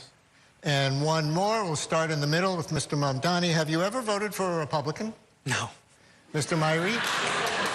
I have not, but I voted for a Democrat that ended up caucusing with the Republicans. That's why I ran for state senate in the 2018. Mr. Stringer? Ever voted for a Republican, Mr. Stringer? Never in my life. Mr. Tilson? Sure, Bloomberg. Ms. Adams? No. Mr. Cuomo? No. And Mr. Lander? No. This first question, it's a two-parter. I'll start with you, Mr. Tilson. What is your favorite park or playground in the city, and would you, as mayor, commit to at least 1% of the city budgets going to the Parks Department? Yes, I raised 3 daughters in the city. They're now in their 20s. Shout out to my youngest, graduating from college in 2 days, actually. And I ran the Daddy Olympics in Central Park every day. We circled the park and had a number of favorite playgrounds. I'd say the favorite we called Playground Number 1, which is at 96th and 5th. And I've actually called for permanently making the parks budget 1% of the city budget, so it increases with the city's budget. Their parks are our gems. Mr. Stringer. 1% for parks, because every kid deserves outdoors, and we have got to make sure we fix all the parks, not just in wealthy communities. But look, my favorite park is where the kids want to play. So if it's on a basketball court, I'm there. If it's Central Park, I'm there. Rockefeller Park, I'm there. I have no decision making it. It's all up to them. Mr. Myrie. My favorite park is Prospect Park, and my parents... Let's go, yeah, Prospect Park in the house. My parents are here in the audience with us, and it is where I learned how to ride a bike. It is where they took me throughout my childhood. So I absolutely would commit to 1% to our city's parks. It's a shame that we have not done that already. Mr. Mamdani. I would absolutely commit 1% of the city budget to the Parks Department. I'm proud to have done so over the course of this campaign, and I have to say that my favorite park is Astoria Park. Mr. Lander. Zellner Myrie is right on this question. Prospect Park is the best park in New York City, and my kids are here, and they played baseball and learned to ride their bikes, and I was just at the Celebrate Brooklyn concert opening. Yes, we'll do 1%, but we've got to focus it on the parks that need it most. I passed a law that helps us do that, and as mayor, I'll make sure we focus on those parks that have been way too long neglected. Thank you, Mr. Cuomo. Yes to the 1%, and I'd also like to see the private sector get involved with conservancies, not just Central Park. It's beautiful, it's Manhattan, but there are other boroughs also, Queens, Brooklyn, Bronx, Staten Island, etc. My favorite park is Cunningham Park in Queens, and 1%, but let's get conservancies set up for all the parks. Ms. Adams. We definitely have to get to the 1%. We've been fighting in the council for as long as I've been in the council to get there. My favorite park has to be Baisley Pond Park in Jamaica, Queens, of course. That's my district, my park. But we got to get rid of those Phragmites. And this is a quick one. It's a 1- or 2-word answer. I'll start with you, Ms. Adams. Which borough have you spent the least amount of time in? Staten Island. Mr. Cuomo. I would say Staten Island. Mr. Lander. Staten Island. Mr. Mamdani. Uh-oh. The beacon of free transit, Staten Island. Mr. Myrie. I'd say Staten Island. Mr. Stringer. I've been doing this. I've been everywhere. So no, all equal? They're all equal, including Staten Island. Here, that's Mr. Tilson? It was almost a sweep. Okay. All right, we are going to take a short break now. When we come back, we'll bring you the cross-examination round, where each candidate will ask one opponent one question. And because this election will require New Yorkers to rank their candidates, We want to take a moment to explain how ranked choice voting works, courtesy of the Campaign Finance Board. The debate will continue in just a few minutes.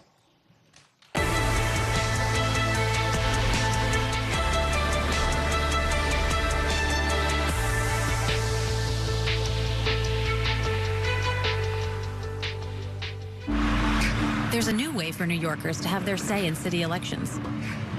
A way that gives voters more choices and can lead to more diverse winners. It's called ranked choice voting.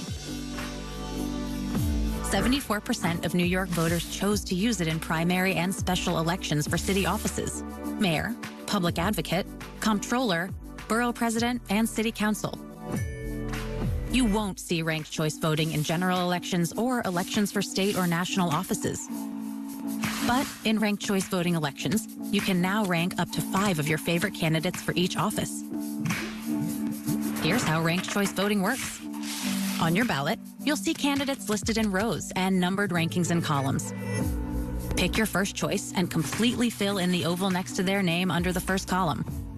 Like always, you can just vote for your one favorite candidate and submit your ballot. But you might like several people.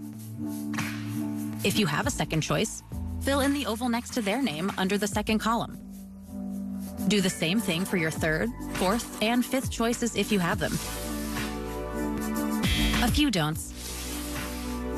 Don't rank the same candidate more than once. It won't help them, and it takes away your chance to rank the others who are running. Don't give the same rank to multiple candidates. It could disqualify your ballot. Don't worry. This is a new process, and you can always ask a poll worker for help or for a new ballot if you make a mistake. So, how do ballots get counted with ranked choice voting? If one candidate gets more than 50% of everyone's first choice votes, they win the election right away. That's it. If no candidate gets more than 50%, ballots will be counted in rounds. Round by round, the candidate with the fewest votes is eliminated.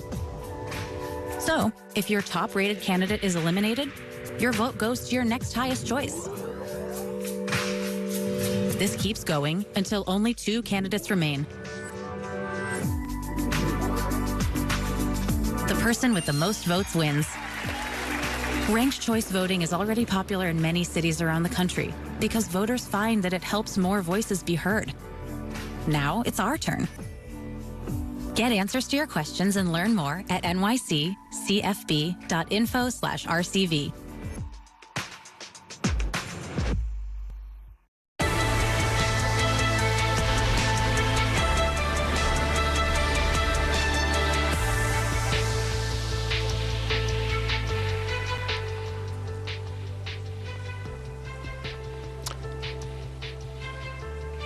Welcome back to our Democratic primary debate for mayor, live from John Jay College of Criminal Justice. We're more than halfway through the debate with the 7 leading Democratic candidates. Now it is time for the cross-examination round. That's when each candidate gets a chance to ask one question of one rival. Our order was selected at random, and we'll begin with Scott Stringer. Thank you, Earl. My question is for Adrian Adams. So during the City of Yes negotiations, you successfully brought billions of dollars in benefits and opportunity on top of City of Yes. As you know, I've been campaigning because I really do believe we can have a realistic opportunity to take those parcels of land and turn them into affordable housing. Do you envision, or would you sort of signal that that idea could be coupled with funding, the funding that you obtain when you start thinking about your own housing, implementing your own housing agenda if you were mayor? Well, Scott, thank you for the question, and thank you for recognizing that I have ushered in billions of dollars for housing for the people of the city of New York. Thank you for that. As mayor, I would be open to any feasible option of housing, expanding it for the people of the city of New York. We got to continue this. My work has just been the floor and not the ceiling, so I'm more than willing to expand on the great work that I'm still doing as City Council Speaker. Okay, thank you. Mr. Myrie. Thank you. My question is also for Speaker Adams.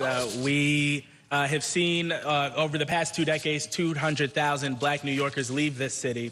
We know that this is a top issue for most New Yorkers, the cost of living here. And I'm wondering if you can talk to us about ushering through the City of Yes and what implications that has for Black New Yorkers who are struggling to stay in this city, and what we could be building on going forward. Love the question. Thank you very much, Senator.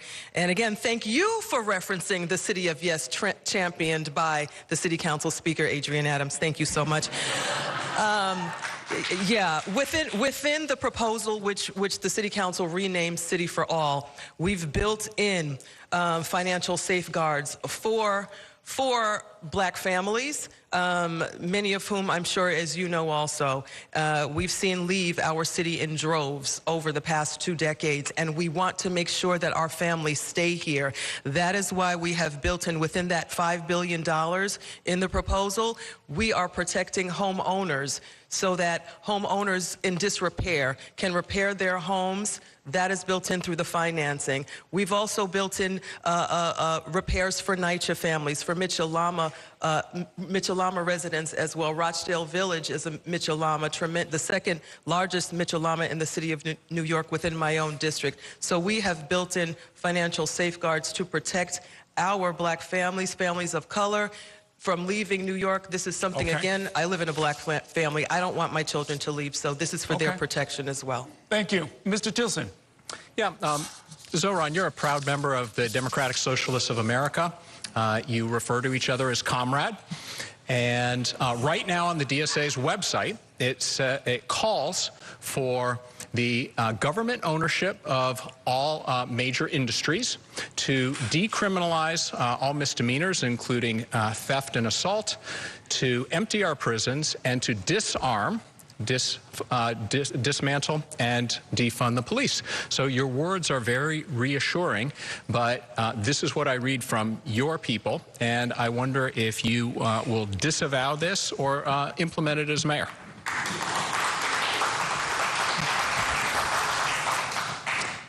Yes, like David Dinkins, I am a member of the organization, and the organization's platform is not the platform of this campaign. The platform of this campaign is the one you can find on the website at zohranfornyc.com. That's a platform that is going to deliver an affordable city for New Yorkers who are currently being priced out of what is instead the most expensive city in the United States. It's one that we're going to deliver public safety to each and every New Yorker, and we're going to do so by recognizing the critical role that police have to play in that, and also by creating the Department of Community Safety, so that police do not have to do the work of mental health professionals, and that we can follow the example, the evidence-based policies we've seen be successful elsewhere in the country, and start to divert those mental health calls outside of the police department so the police department can focus on the 7 major categories of crime. Okay. Next is from Ms. Adams. Yes. Thank you. I was looking for Errol to look up because he's confusing me. Oh, okay. Thank you. I have a question for Assemblymember Mamdani. I know how to pronounce your name. Thank you very much, Speaker Adams.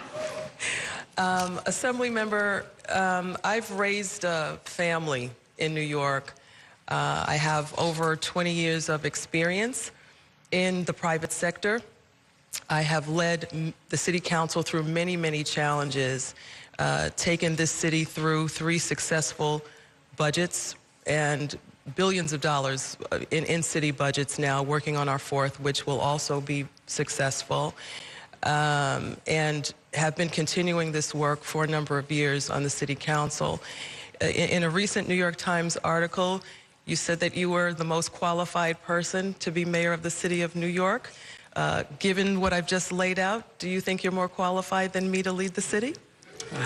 I very much appreciate your work and your leadership and your track record, Speaker. I think that each one of us on this stage will say that we are the most qualified to lead this city, because if we didn't believe that, then we would have no business running for mayor. And ultimately, I believe that because I believe the most pressing crisis we're facing here is one of affordability. And that is something that my campaign has been laser focused on, and that is why I'm proud to say that we are going to address it by freezing the rent for millions of rent-stabilized tenants, by making the slowest buses in the country fast and free, and by delivering universal child care to each and every New York family. Mr. Lander, your turn. Peter, will you please stand up? Andrew, this is Peter Arbini. He's been trying to ask you a question for 5 years. His father, Norman... His father, Norman, died because of your disastrous order sending people with COVID into nursing homes. Then, as you admitted this week, you personally altered the state health department report to undercount the death total, to hide the death total, and then evaded and lied to these families for 5 years. So tonight, will you finally apologize to Peter and other grieving New Yorkers, or will you just keep... Or will you just keep gaslighting them with blather about what a great job you claim you did? Maybe where you come from in St. Louis, facts don't matter. But here they do. So let's talk about that. First of all, on nursing homes, 1.2 million people died of COVID in the United States. It's horrendous. 83,000 people died in New York State. It is horrendous. It was a pandemic unlike anything we have ever seen. When it comes to nursing homes, we now know the facts because numerous studies have been done. New York State implemented the federal guidance set by CMS, CDC, Dr. Fauci. We implemented it, other states implemented it. That has been proven over and over and over again. When you look at the total death toll in New York, the rate of death in nursing homes, we're number 38 out of 50 states. Only 12 states had a lower rate of death than New York, which is incredible in my opinion, since we had it first and worst, and does not give enough credit to the women and men in those nursing homes who worked so hard. Mr. Arbini lost a father. I am very, very sorry for that. He brought a legal case against the state. The legal case was dismissed. When you look at the papers on the case, there was no COVID-positive person sent from a hospital to the nursing home while Mr. Arbini was in the nursing home. So it is factually impossible, Brad, that he got COVID from someone coming from a hospital. Mr. Mamdani. You know, I want to address something first, which is that... You're going to ask a question or not? I'm going to ask a question, but Brad Lander is more of a New Yorker than Andrew Cuomo is, and to hear all of this... To hear all this about St. Louis, we have to just make this clear. Now, all of us on this stage... Wait, who are you going to ask your question to? I'm asking it to Andrew Cuomo. Okay. I feel like most people would have known I'm going to ask Andrew Cuomo the question. I knew. I knew. And you knew. We did. We both knew. We knew. We agree. All of us on this stage have spoken about how Donald Trump is an existential threat to democracy, to this city, to this country. And Andrew Cuomo, you have received millions of dollars in funding from the very billionaires who put Donald Trump back into office. Will you now look at the camera and tell your super PAC to return those millions of dollars, and to your own campaign to return that close to $500,000 to ensure that this is not a race that is bought by those same Trump billionaires? I know you don't understand the law, but it would be illegal for me to direct an independent expenditure committee. Is it illegal for you to direct your own campaign? One question, one answer. That's the law, okay? Number two, I dealt with Mr. Trump as governor. We had very, very difficult times. I got more help for New York from Trump than anyone expected. New York was one of the few places that he did not send in troops when he sent them everywhere else because he didn't want to deal with me. That's the fact. I got him to send us masks. So are you going to return the $500,000 to your own campaign? And then on your point about, billionaires, let's remember this. I am the candidate on the stage who is supported by more labor unions than any other candidate. 650,000 working men and women support me. Then why is it that J.D. Vance went to more picket lines than you did? Let me finish, because they know me and they know my record. The firefighters worked with me in storms. The utility workers endorsed me because I was in Puerto Rico putting the power back together after the storms. Every major union that has endorsed has endorsed me greater than any candidate on the stage. You get the final question, Mr. Cuomo. Yeah. You get the final question to anyone on the stage. Yes. My question is to Mr. Tilson. We learned today that, shockingly, Mr. Mamdani is not part of the DSA, but we've heard his plans over and over and over. You're a financial man. You're not a politician, Mr. Tilson.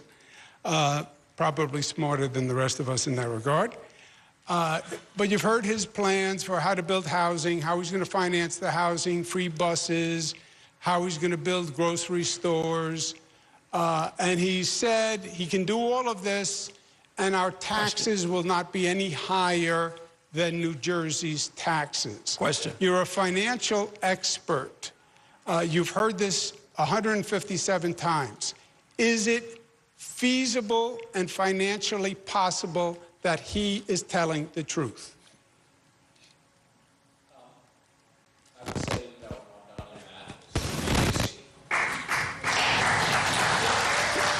the biggest piece of his, he says he will raise the revenue to pay for all the things that I can't even keep track of, all the spending promises he's making, by raising the corporate tax rate to New Jersey's level. What he is failing to acknowledge is that there are already many other city and state taxes that, in fact, if his plan were implemented, would result in New York City businesses paying double the tax rate of New Jersey, triple that of Connecticut, 5 times that of Florida, which would lead to an exodus of businesses and jobs and crush our city. But even more preposterous is that this all has to go through Albany. There is no appetite for what he is calling for. And even if it were to pass the corporate tax rate increase statewide, he's assuming that all the taxes all around the state, the legislature would just hand it to New York City. That's truly delusional. So I want to double taxes in New York City. I want to double spending in New York City, but I want to do it the way Mike Bloomberg did it, by doubling the size of the economy, which he did over 12 years. It's economic growth that we need, not destructive policies that would crush growth. Okay, thank you. Thank you, candidates. We're going to move on to a new topic, and I'm going to ask you as we come down the home stretch, we're in our final half hour, we're going to keep everything a little tighter, and I'll thank you in advance for your cooperation. Let's talk about the fact that even before the war between Israel and Hamas, an unofficial but important task of every New York City mayor has been to bring New Yorkers together, even on issues of passionate concern where finding common ground is difficult. So let's talk for a few minutes about what kind of job you would do in this area. Mr. Mamdani, what is your message to Jewish New Yorkers who are supportive of Israel and fear for their safety in this current political climate? That I hear them, and that I have heard them over the course of this campaign and before that. After the days of the horrific war crime of October 7th, a friend of mine told me about how he felt sitting in his synagogue for Shabbat services when he heard the door open and a chill went up his spine as he turned around, not knowing who would be there. And I heard that even just recently from a Jewish man in Williamsburg who told me how he locks the very door that used to be unlocked for so many years out of a concern for his safety. I will protect Jewish New Yorkers and deliver them that safety. I will do so as the next mayor of this city. And ultimately, what I will also say is to New Yorkers who have a disagreement with me on any issue, but also on the question of the Israeli government's policies, that disagreement, I know, is rooted in a shared sense of humanity. And in the words of Ed Koch, if you agree with me on 9 out of 12 issues, vote for me. 12 out of 12, see a psychiatrist.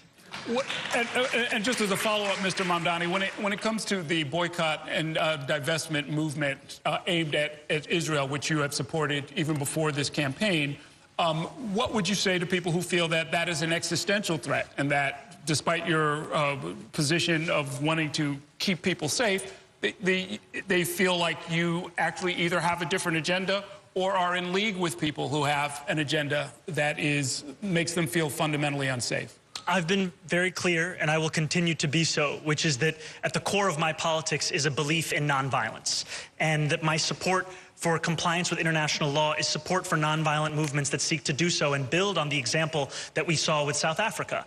And ultimately, what my focus will be, however, is not on what is happening outside of this city. It is going to be on making sure this is a city that is affordable for each and every New Yorker. What is currently the most expensive city in the country finally be one that the working class New Yorkers who built it can afford to live in, and to ensure that each and every New Yorker feels represented by me as their mayor. Because you can win an election with a majority, but it is your job to represent every single person across this city. Okay. Mr. Cuomo, according to Muslim American organizations, you never made a public visit to a mosque during your 10-plus years as governor. Why the reluctance? Yeah, I believe I have. I would have to check the record. But let me correct the record here, if I might. Mr. Mamdani is dangerously divisive. Let me ask you about this because this was an issue in the 2018 campaign when you were running for re-election, when they said that in 7 years you had never visited a mosque. Did something happen in the several years beyond that? I believe I have. I know I've participated in many forums with imams. I am not, off the top of my head, I can't tell you where I went. But I'll check the record, and I will. So let me just get to the point then. I mean, what would you say to more than 760,000 Muslims here in the city about whether or not you would reach out to them, make them feel welcome, make them feel protected at a time when... I would say we are a city of immigrants. I welcome them. I love them. I'm not Mr. Mamdani. I'm not anti-Semitic. I'm not divisive. I didn't say I would boycott Israel. I didn't say I would divest from Israel. I didn't say I would sanction Israel. I don't give forums to anti-Semites. I don't give forums to extremists who blame America for 9/11. I didn't say that I would boycott Cornell Technion because they're pro-Israel. He is the flip side of the coin of Trump. Trump says he'll boycott Cornell because they're anti-Israel. He says, I'll boycott Cornell because they're pro-Israel. Division is our death in this city, this state, and this nation. And division is what Trump sells. We should be selling unity, not the division that this man is spreading. Mr. Mamdani. It is ridiculous to hear Mr. Cuomo talk about himself as a man of unity when just yesterday we found out that his super PAC was sending mail that artificially darkened and lengthened my beard to stoke the very fears of that division in this city. The reason he doesn't have a message for Muslim New Yorkers is because he has nothing to say to us, because he doesn't see us as if we are every other New Yorker. And ultimately, the campaign that I am running is a campaign that seeks to go beyond the politics of the Trump era, where candidates on the stage describe me as a monster, describe me at the gates, where they say that I am, in fact, the other. This is a campaign to bring people together. It's why we have the support of Jewish and Muslim New Yorkers. It's why we have the support of people across the 5 boroughs. Real quick. Yeah. You don't bring New Yorkers together by saying President Obama is evil and President Obama is a liar. You don't bring them together by saying Hakeem Jeffries is like George Wallace and the DAS sending ads to Hakeem Jeffries with watermelons.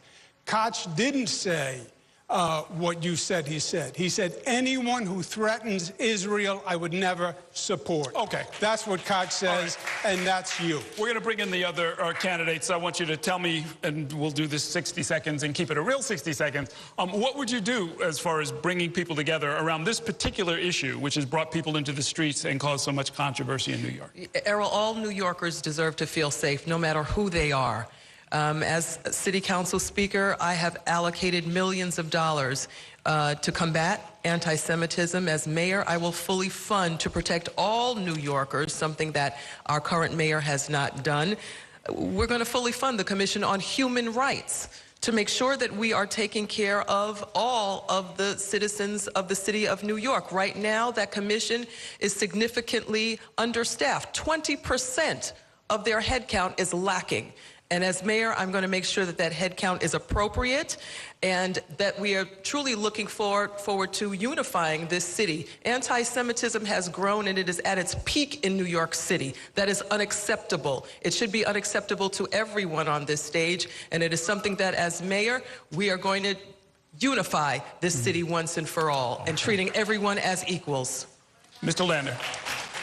I am a proud Jewish New Yorker, and raising these two beautiful Jewish kids in this city is one of the great joys of my life. It's remarkable what a haven New York City has been, and I'm going to fight like hell to keep it that way. You can't have to look over your shoulder every time you go to a Jewish communal event like in D.C. and Boulder, and I will keep Jews safe, and I will keep Muslims and everyone else safe. I was at a mosque for Eid last week up in the Bronx of Ghanaian and Nigerians beautifully out in the street. That's the New York City we want. Many Sundays, I go to Union Square for a vigil with Israelis for peace, who are calling for a return of the hostages, for an end to the war in Gaza, a real ceasefire, for the famine to be ended by humanitarian aid. I believe passionately in the vision of Israel as a Jewish and democratic state, but for that to be real, the occupation of the West Bank and Gaza has to end, and Israelis and Palestinians have to find a way to peace and mutual self-determination. That is not the job of the mayor of New York City, but what a mayor can do is set a model for how you bring people together. Mr. Mari. Part of the magic of our city, what makes our city so beautiful, the reason that people come here from all over the world, is that you can be your full self and be able to walk down the street and not feel like you are threatened by violence.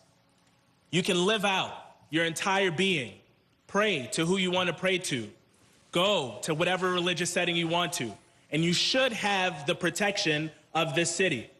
We have seen over the past few years an unequivocal rise in anti-Semitism, and we must deal with that head on. We must be unequivocal about how we deal with it. But the role of the mayor is to keep everyone safe, and that is what my plan is. I want to restore the funding for the Office to Prevent Hate Crime. I want to ensure that our Commission on Human Rights has all the personnel that it needs to. I want to extend education so that all of our New Yorkers understand the rich Jewish history, but we also have to ensure that Muslims feel protected in this city as well, that we have their back as well. That is what makes New York City, New York City. That's the kind of city that I'm going to lead.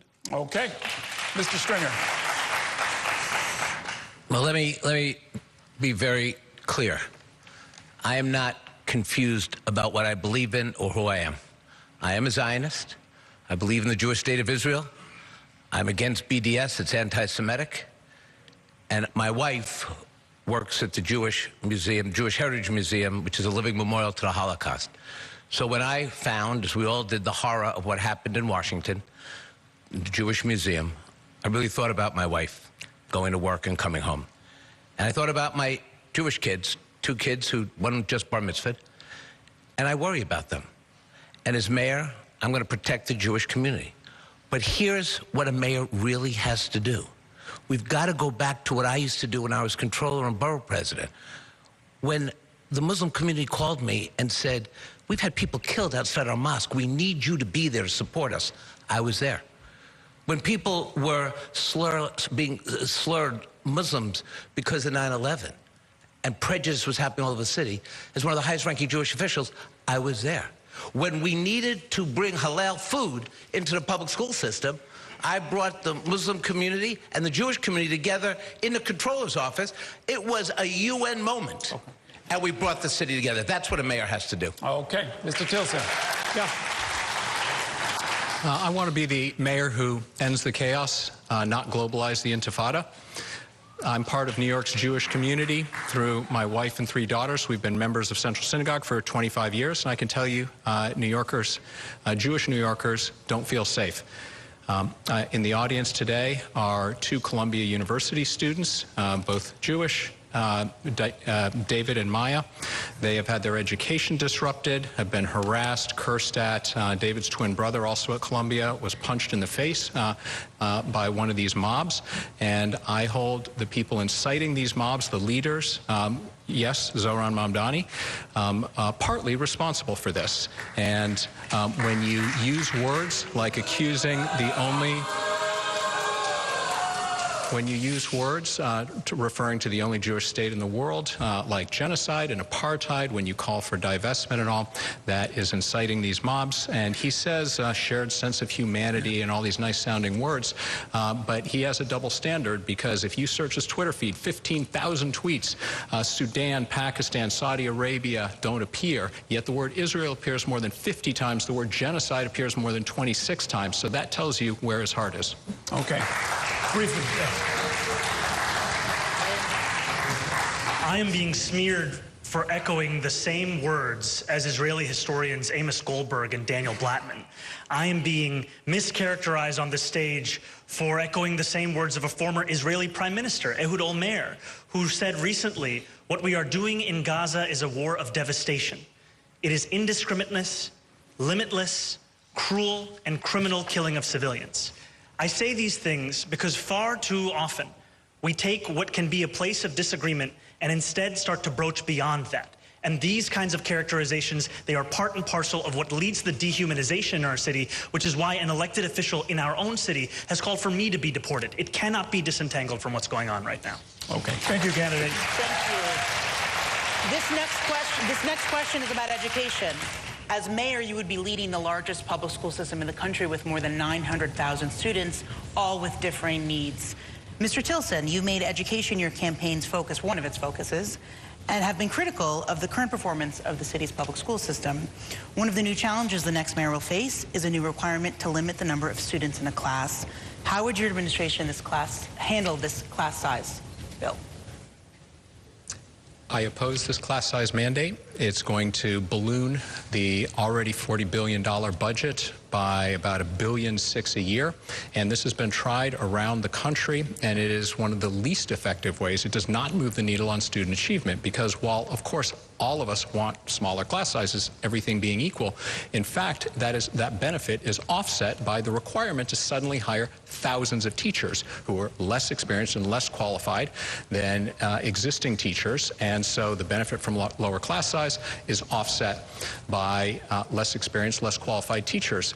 And guess which students get those teachers? It is disproportionately low-income minority kids. This class size mandate would not only hurt our budget, but hurt those children. So I've dedicated my adult life to trying to reduce the educational inequalities in our system as one of the founders of Teach for America, on the board of KIPP charter schools for more than 20 years. And I will put the interests of kids first in a system that by and large today runs for the benefit of adults. Great, thank you. Ms. Adams, same question, the class size bill.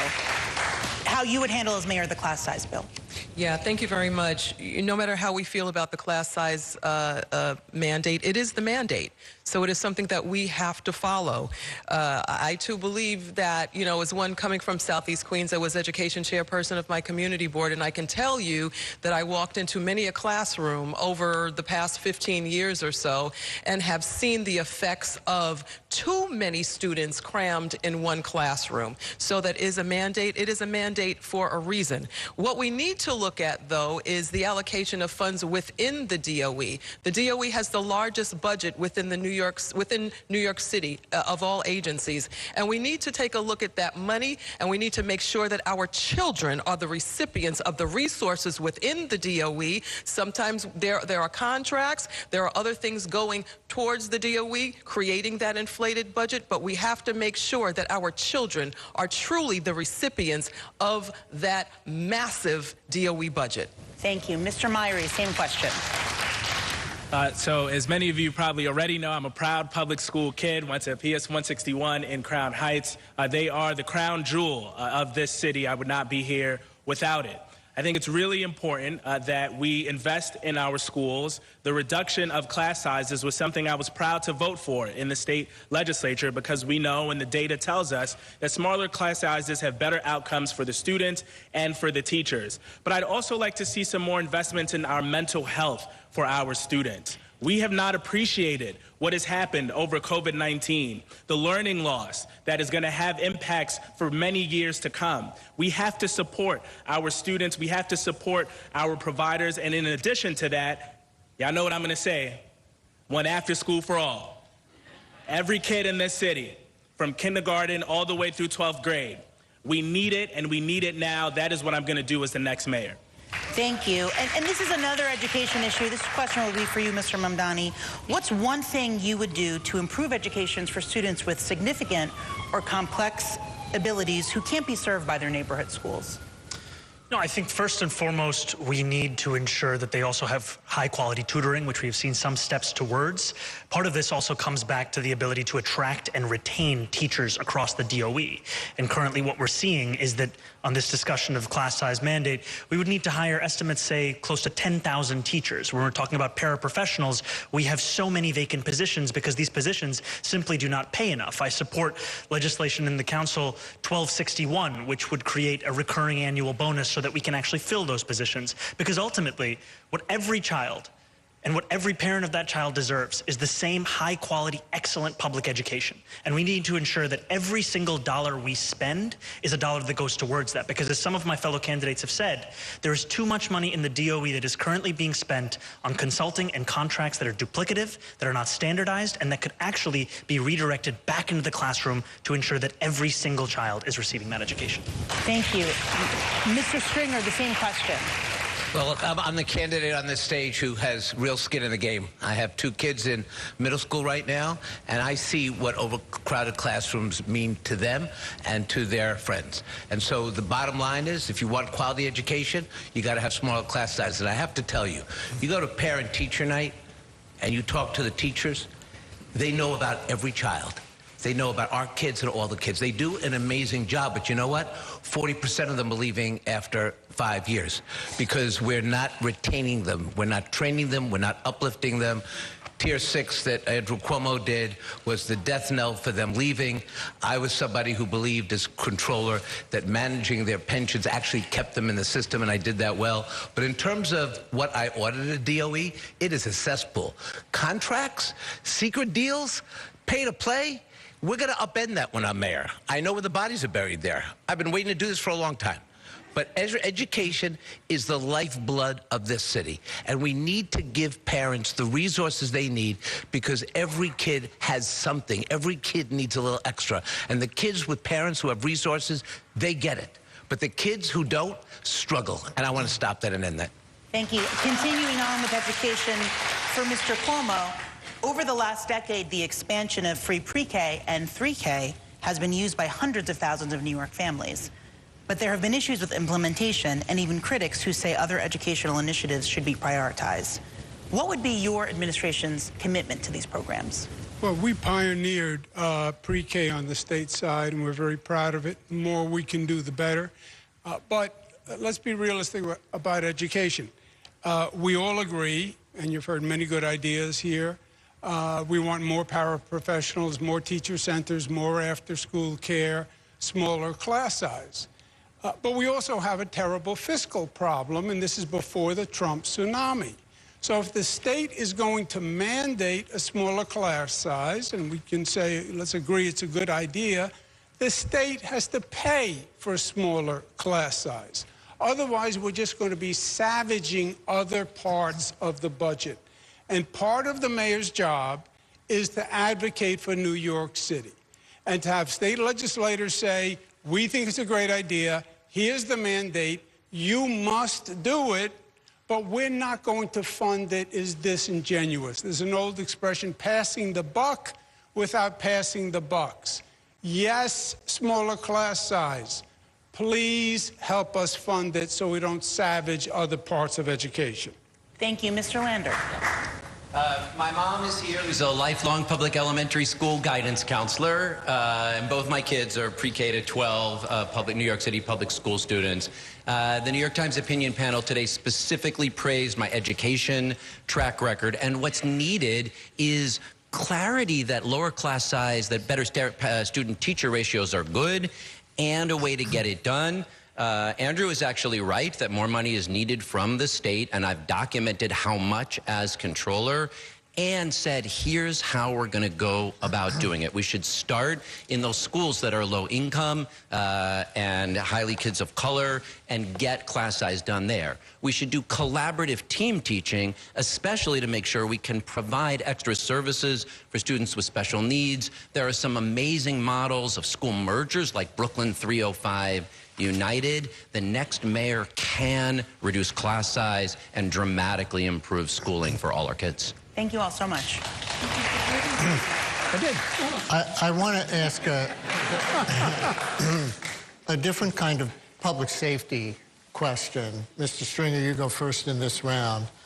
The city says there were 252 traffic deaths last year. That's a far cry from zero, as in the name Vision Zero that Mayor de Blasio gave to the city's initiative on this. What would you do, then we'll go down the row, to get us much closer to zero traffic fatalities? Well, look, I think that we have to own up to the fact that Vision Zero needs a lot more vision and a lot more safety protocols in place. We need to have dedicated bike lanes, but we also have to have zero tolerance for people who are abusing this privilege and using bikes and e-bikes on the sidewalks. You can be pro-transit, pro-bike lane, but also pro-safety. We put kids' lives in danger and seniors. So I would certainly revisit education and making sure we have zero tolerance for that interference, reduced deaths. The other thing I want to just say as an elected official, you know, we have a lot of elected officials, my friend Brad is one of them, that goes to every Vision Zero press conference and then talks about the tragedies that befall these kids, but yet racks up speeding tickets and then says, I'm sorry. We have got to, as mayor, saying to the politicians who get the placards, I will pull those placards if you show up at a Vision Zero press conference Mr. Lander, and you your violate red response lights. to that and your answer to the question. Yesterday, I was proud to be endorsed by Streets PAC, which is the set of people who have been fighting against traffic violence for decades.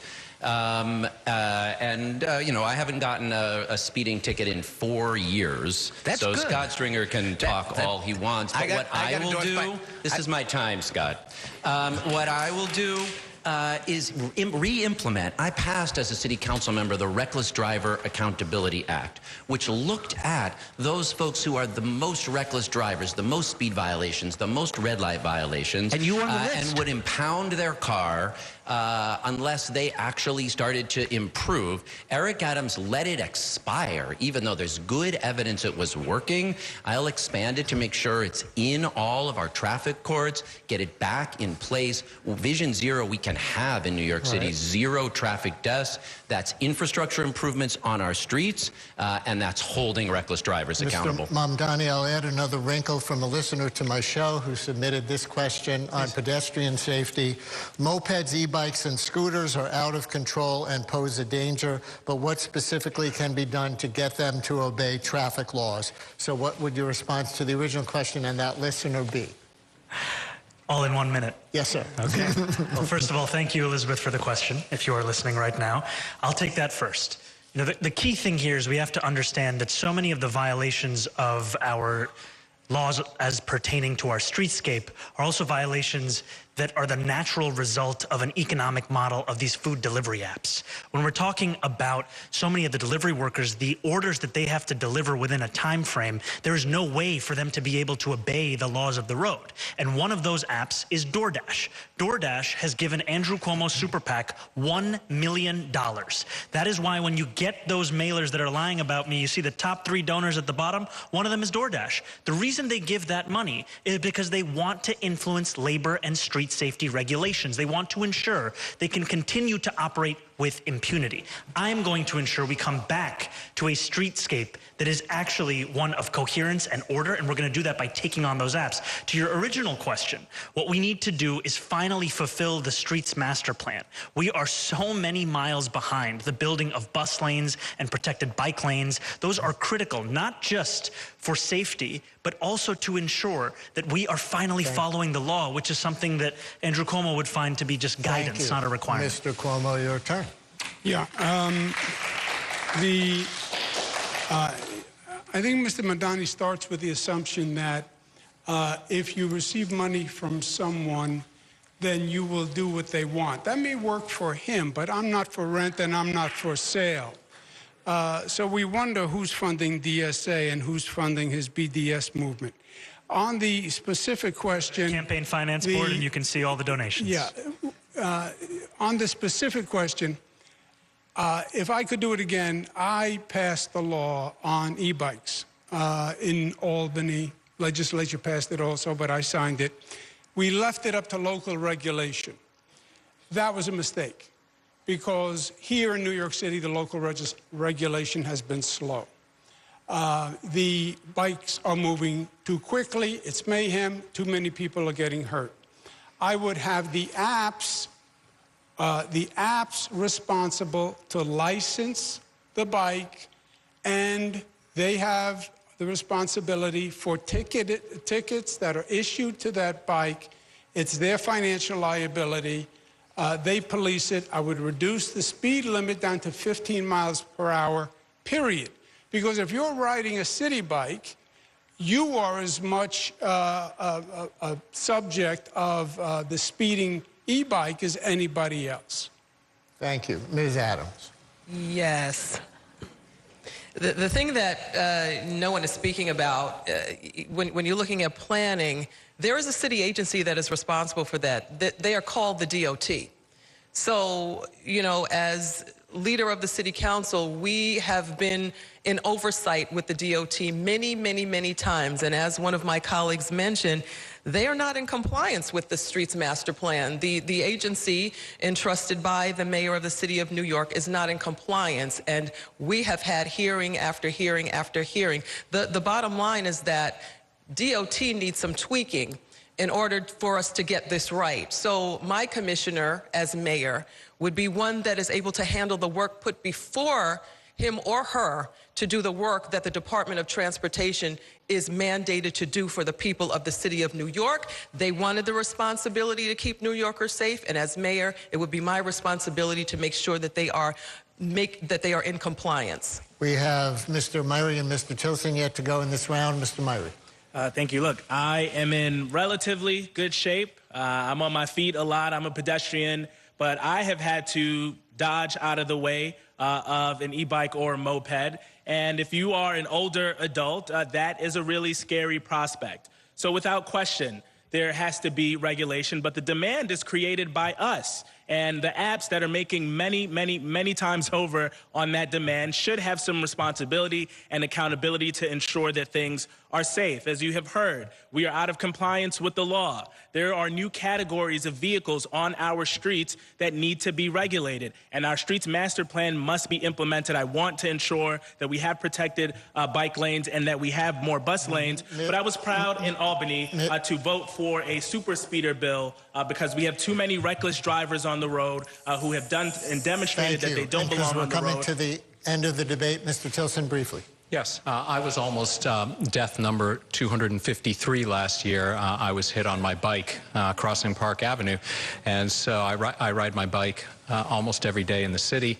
I agree completely with Zelnor about these super speeders. As far as I'm concerned, there cannot be enough of these cameras that automatically catch and ticket people who run red lights and who are speeders. And I think we can use technology both for e-bikes and for cars that speed gate. So I actually am glad to see that Mayor Adams recently adopted something I've been calling for months, that e-bikes cannot go faster. It has to be built into the bike, cannot go faster than 15 miles an hour. And anyone who's a chronic speeder, you can revoke their license, of course, but an alternative middle path is you can install technology in the car that does not allow them to break the speed limit. Thank you very much. Okay, candidates, we are just about done. We're going to have time for just a couple of lightning round questions because we've got literally something like a minute left. So let's go with a show of hands. Should the city increase the number of permits for street vendors? Hands up are Mr. Tilson and Mr. Stringer and everybody. Okay, across the board. From what you know, and there's no room for discussion here, legal cannabis shops, are they good for the city on balance? Mr. Cuomo says yes. Nobody else? If they're properly regulated. Mr. Mamdani, yes. Okay. Oh, boy. You got one of those? One lightning round question everybody probably wants to know the answer of. Raise your hand if you know who you're ranking second on your ballot. There you go. Mr. Tilson, who is it? Andrew Cuomo. It's not me. Nobody else. I am devastated. Going to say who you're ranking second? All right. Should penalties be increased for fare beating in the subways? No? No hands? They're not enforced. Okay, and then I guess who here still reads actual printed newspapers? Everybody. These are not hand-raised questions, and I'll start with you, Ms. Adams. Other than rent or mortgage, name one expensive thing in New York you wish was cheaper, very fast. What? Other than rent or mortgage? Groceries. Groceries, Mr. Cuomo. Yeah, food. Food, Mr. Lander. Childcare. Childcare, Mr. Mamdani. Childcare.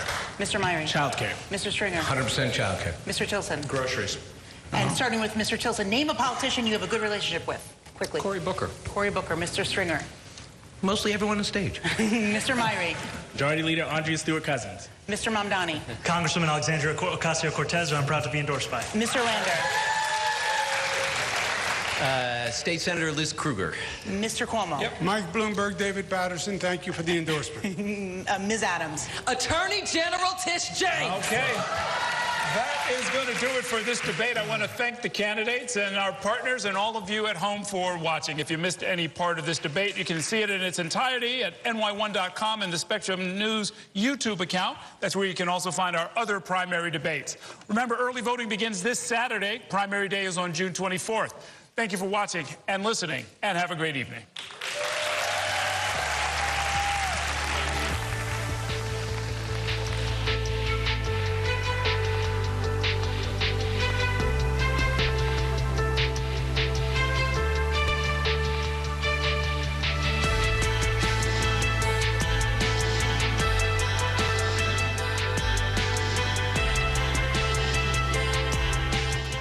Good evening and welcome to our post-debate special. I'm Bobby Kuza. You just finished watching the final official Democratic primary debate for mayor between the 7 leading contenders. Here is a look at the debate stage as they wrap things up there at John Jay College. I'm joined now once again by New York One political reporter Courtney Gross, Bridget Bergen, senior reporter for WNYC Gothamist, Greg Smith, investigative reporter at the news organization The City, and Ben Max of the Center for New York City Law at the New York Law School and the host of the Max Politics podcast. We're going to go around the horn. Greg, let me start with you. Highlights, impressions, what's your take on the debate? I thought it was very personal. I thought, and particularly with Brad Lander, like really getting in Cuomo's grill, like in a very personal way, not just you're a politician, you lie, blah, blah, blah. It's like, you're a sexual harasser, but like right in his face, and then also the same thing with Mamdani and Cuomo. It was very personal, and whether it separates people and lets them rise to the top and get above Andrew Cuomo, that remains to be seen. But that was my kind of gut on the whole thing. I mean, I think similarly, we talked about before the debate, Brad Lander picked up this unconventional New York Times endorsement today. I think he was emboldened. I think he came onto that debate stage ready to remind viewers that he had been endorsed by the New York Times, even if it was slightly different than it has been in the past. At least 3 times we counted that he mentioned that. Yeah, and well, he should if he thinks that will help his campaign. But to Greg's point, he was also much more on the attack in a more direct way than I think we saw in the first debate. I remember in the first debate, his line that stuck in my head was, I have a plan for that. I have a detailed plan for that. And while I think that resonated with Cuomo, because you heard Cuomo sort of jab back, we know that a lot of people have plans, but it's about execution. Lander was not pulling any punches. He went after him on sexual harassment. He went after him on the MTA workers. And I think it was rattling. I think we saw some flubs from Cuomo that we didn't see in the first debate. So that's my first take on it. I think this was largely a 3-person debate with Cuomo, Lander, and Mamdani. Some of that was the stagecraft. They were sort of in the middle. Adrian Adams had a couple moments trying to get in there, but the others were a little bit quiet. I was surprised that people didn't jump in a little bit more to try to get some more of their moments, and especially going at either a Cuomo or a Mamdani. I didn't think it was notable, which we've sort of seen signs coming that Adrienne Adams did use her question to question Mamdani's qualifications and juxtapose it to herself. Very interesting moment. He handled it well, of course. He's very good at going back with people, as we saw throughout the debate. And I really think it continues to be one of the fascinating takeaways of this, that you have Zohran Mamdani standing up on this stage and saying, I do not want to defund the police, when this was very central to his political identity for a long time. Brad Lander's also moved away from that position. I mean, he's not alone in that, but that was a striking moment to me from this debate for him to really get up there and say that so clearly. I think I'm going to agree with the rest of the panel, and I love how we didn't check with each other before we went on live television, and we all have the same assessment. I think that Brad Lander had a pretty good night. Whether it was the New York Times endorsement, whether he decided to have a different tactic this time around, or I should say the New York Times opinion pages panel endorsement, whatever that is. I think he came out knowing what he had to do. He was much more on the attack, like Bridget said, and it was effective. So much of this is, whether it's fortunate or unfortunate, it's television. It's about FaceTime. It's about how much is the camera actually going to be on you. And just as a result of going on the attack like that, he gets to be on television more. People get to hear more about him. And I think we'll have to wait and see if we get a poll, which I believe we will at some point next week, a public poll that's legitimate that we can actually turn to. But I think it did some damage. Andrew Cuomo at the end of the night looked a bit tired to me, looked exhausted, looked like he was kind of done with hearing all the other people that were on the stage to the left and the right of him. In addition, in a way that it didn't happen in the first debate, but the sexual harassment claims and the resignation and the nursing homes came up and landed, and those attacks landed, I think, a lot more forcefully than they did in the first debate, particularly on the sexual harassment issue and the fact that Brad Lander was able to specifically say, referring to, I believe, Charlotte Bennett in this case, that a 25-year-old was in an office alone with Andrew Cuomo, and Andrew Cuomo was questioning her about her sex life, and that has been in depositions and court papers, and most people believe that that is fact. All right, we're actually going to go now up to John Jay College, where our Ayanna Harry has been standing by as the live debate audience exits John Jay College. We're going to get a little bit of the color from up there. Good evening, Ayanna. Good evening to you, Bobby. This is certainly a critical moment in the race for New York City mayor, as we are now 36 hours away from the start of early voting in the Democratic primary. And yes, tonight, 7 candidates, as you just saw right here on NY1, they stood on the stage here at John Jay College debating topics and issues for 2 hours in front of an audience of 300 people. And there were several fiery moments during this debate. In fact, some of the most heated moments were exchanges between 3 of the candidates who have continued to be at the top of the polling. I'm talking about former Governor Andrew Cuomo, State Assembly member Zohran Mamdani, and City Comptroller Brad Lander. At the start of the night, the candidates were all asked a pressing question. How, as mayor, would you handle protests over immigration policy similar to what's unfolding in Los Angeles? The conversation shifted to discuss migrants living and working in New York City, and then Brad Lander went after Andrew Cuomo. The MTA goes through a rigorous contracting process. They should never have hired illegal immigrants if it is true. But obviously, I had nothing to do with them hiring anyone. I'm sorry, is that what you said? What did you call them? If anyone was undocumented or they didn't pay the proper wages, I had nothing to do with it. It would have been done through the MTA. You didn't pay them the proper wages. You cheated them out of the prevailing wages they were due and the health care they were due. I didn't contract with them at all. The MTA contracted with them. Who appoints the chair of the MTA? Oh, I see. So every contract that the MTA contracts, you want me to be held responsible? This one, yes, because a couple of hundred immigrant workers got cheated out of $2.5 million and their health care, and the orders came from on high. Yeah, so you say. So that exchange started when Brad Lander pressed Andrew Cuomo about subway cleaners that were hired by the MTA when Andrew Cuomo was governor. And Brad Lander, he also had several questions about Andrew Cuomo and his leadership during the COVID-19 pandemic. And in fact, Brad Lander even invited someone to the debate to help make his point. Andrew, this is Peter Arbini. He's been trying to ask you a question for 5 years. His father, Norman,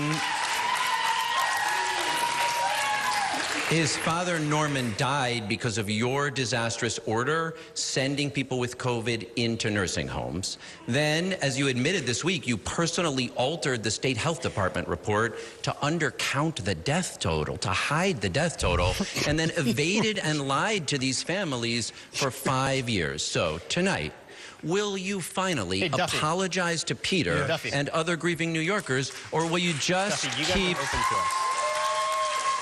Or will you just keep gaslighting them with blather about what a great job you claim you did? Mr. Arbini lost a father. I am very, very sorry for that. He brought a legal case against the state. The legal case was dismissed.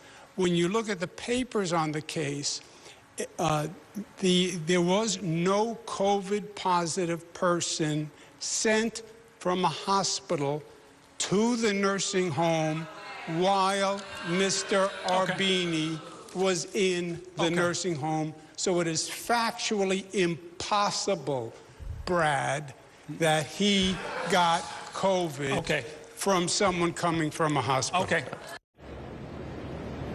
So many tough moments between Andrew Cuomo and Brad Lander. Zelnor Myrie, he defended his plan to build or preserve 1 million units of housing over the next 10 years. Zelnor Myrie said as mayor, he would be able to fulfill this promise, saying that it is necessary and needed.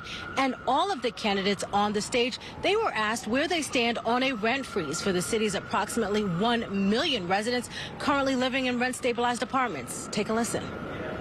How many of you would support a rent-stabilized rent freeze this year?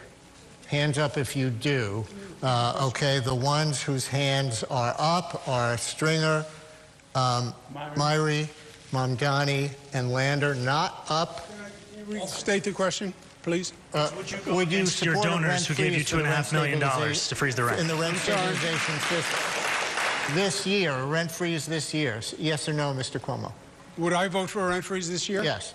I'd leave it to the Rent Guidelines Board. Now, who controls them? The mayor. We appoint them. The law controls. And Bobby, there are a few other moments that I do want to touch on as well. On public safety, Zohran Mamdani said that, in fact, he does not want to defund the NYPD. And you could hear gasps from the audience when Whitney Tilson was asked what city agency would he cut funding from, and he mentioned the Department of Education. We also heard another reaction from the audience when Adrian Adams spoke about bloated budgets of city agencies, saying it was due in part to cronyism from Mayor Eric Adams.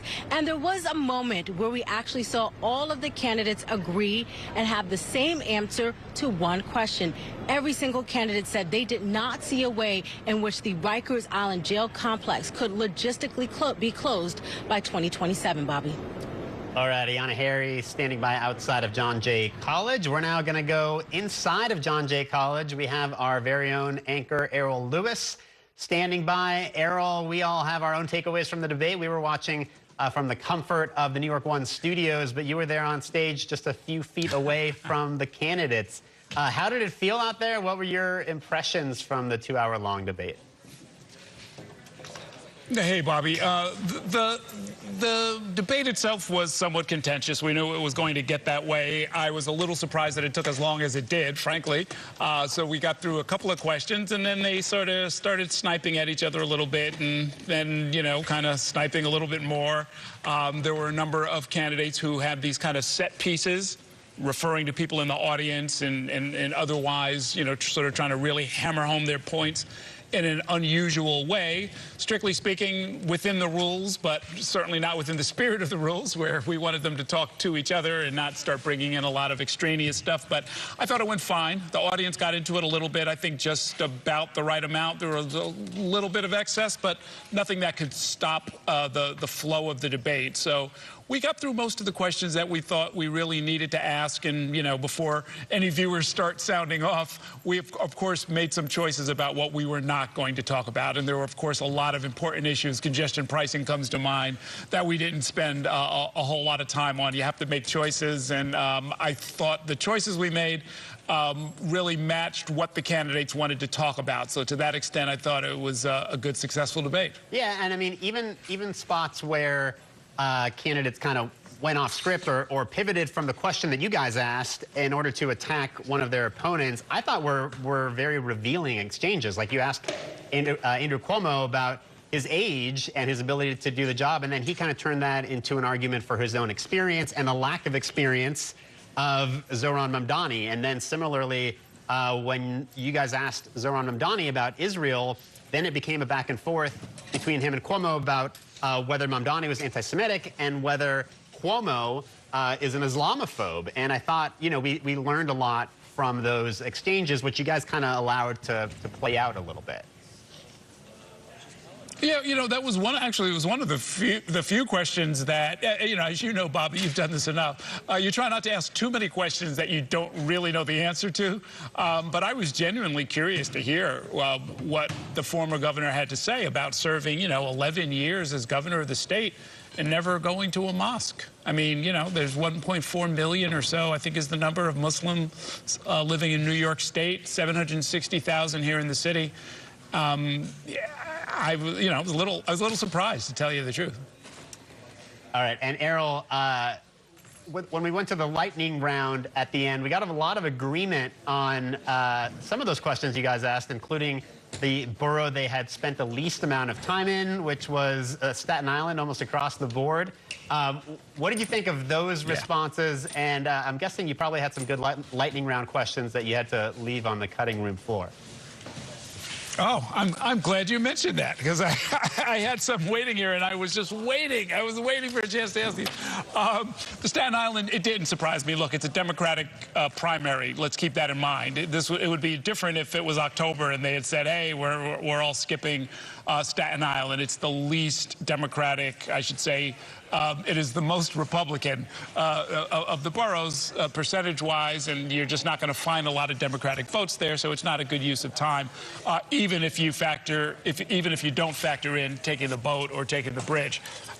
Here are some questions I did not get a chance to ask.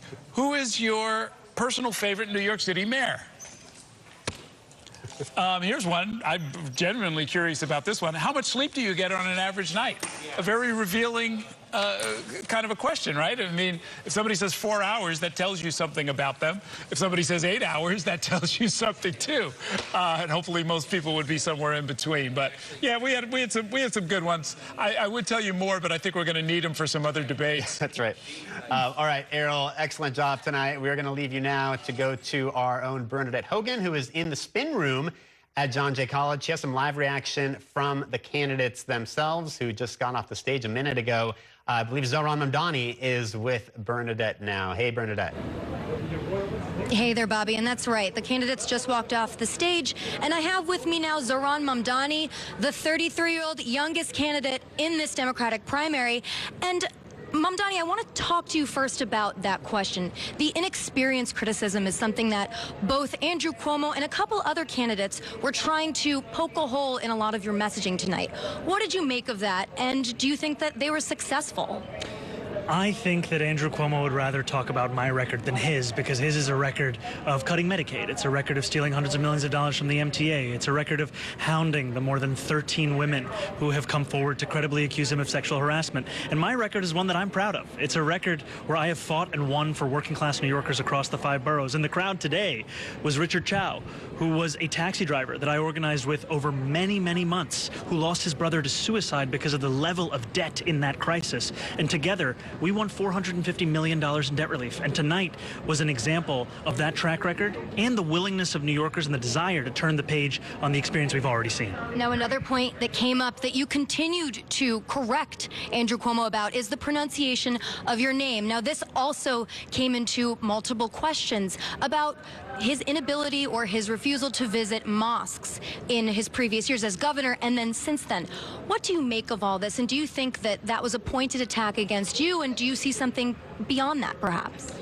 It's frankly troubling. You know, New Yorkers deserve a mayor who sees in each of them the humanity that they have. And that is the mayor that I'm seeking to be. But to see a candidate for this same position be either unable or unwilling to say my name correctly, it's not that difficult. It's M-A-M-D-A-N-I, Mamdani. And to even name a single mosque that he would have visited over 10 years in leadership. I mean, we have 1 million Muslims living in New York City. You have to ensure that Muslims, like every other New Yorkers, actually have their safety and their equality and their respect be recognized by the leader of this state. We did not see that from Andrew Cuomo tonight. Now, another point that Andrew Cuomo, again, he used his Q&A portion to ask Whitney Tilson, someone that is polling at the bottom of this group, to ask him to talk about your own fiscal policies and how you'd be able to pay for it. Talk to me about that. How would you convince Albany to pass a tax on the wealthy when the governor has blatantly said, I do not support that?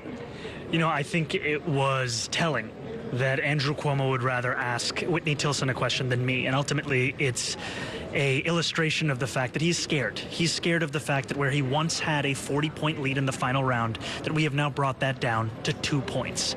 And ultimately, this is the same governor who found $959 million to give Elon Musk in tax breaks for his Buffalo Billion pet project, a project that Cuomo promised New Yorkers would yield $30 of economic benefit for every dollar invested, and what we got in return was 54 cents. He has always been able to find money for the wealthiest in this state and in this country. What he has been unwilling to do, however, is to tax those same wealthy to fund the very kind of public schools that he starved for so long.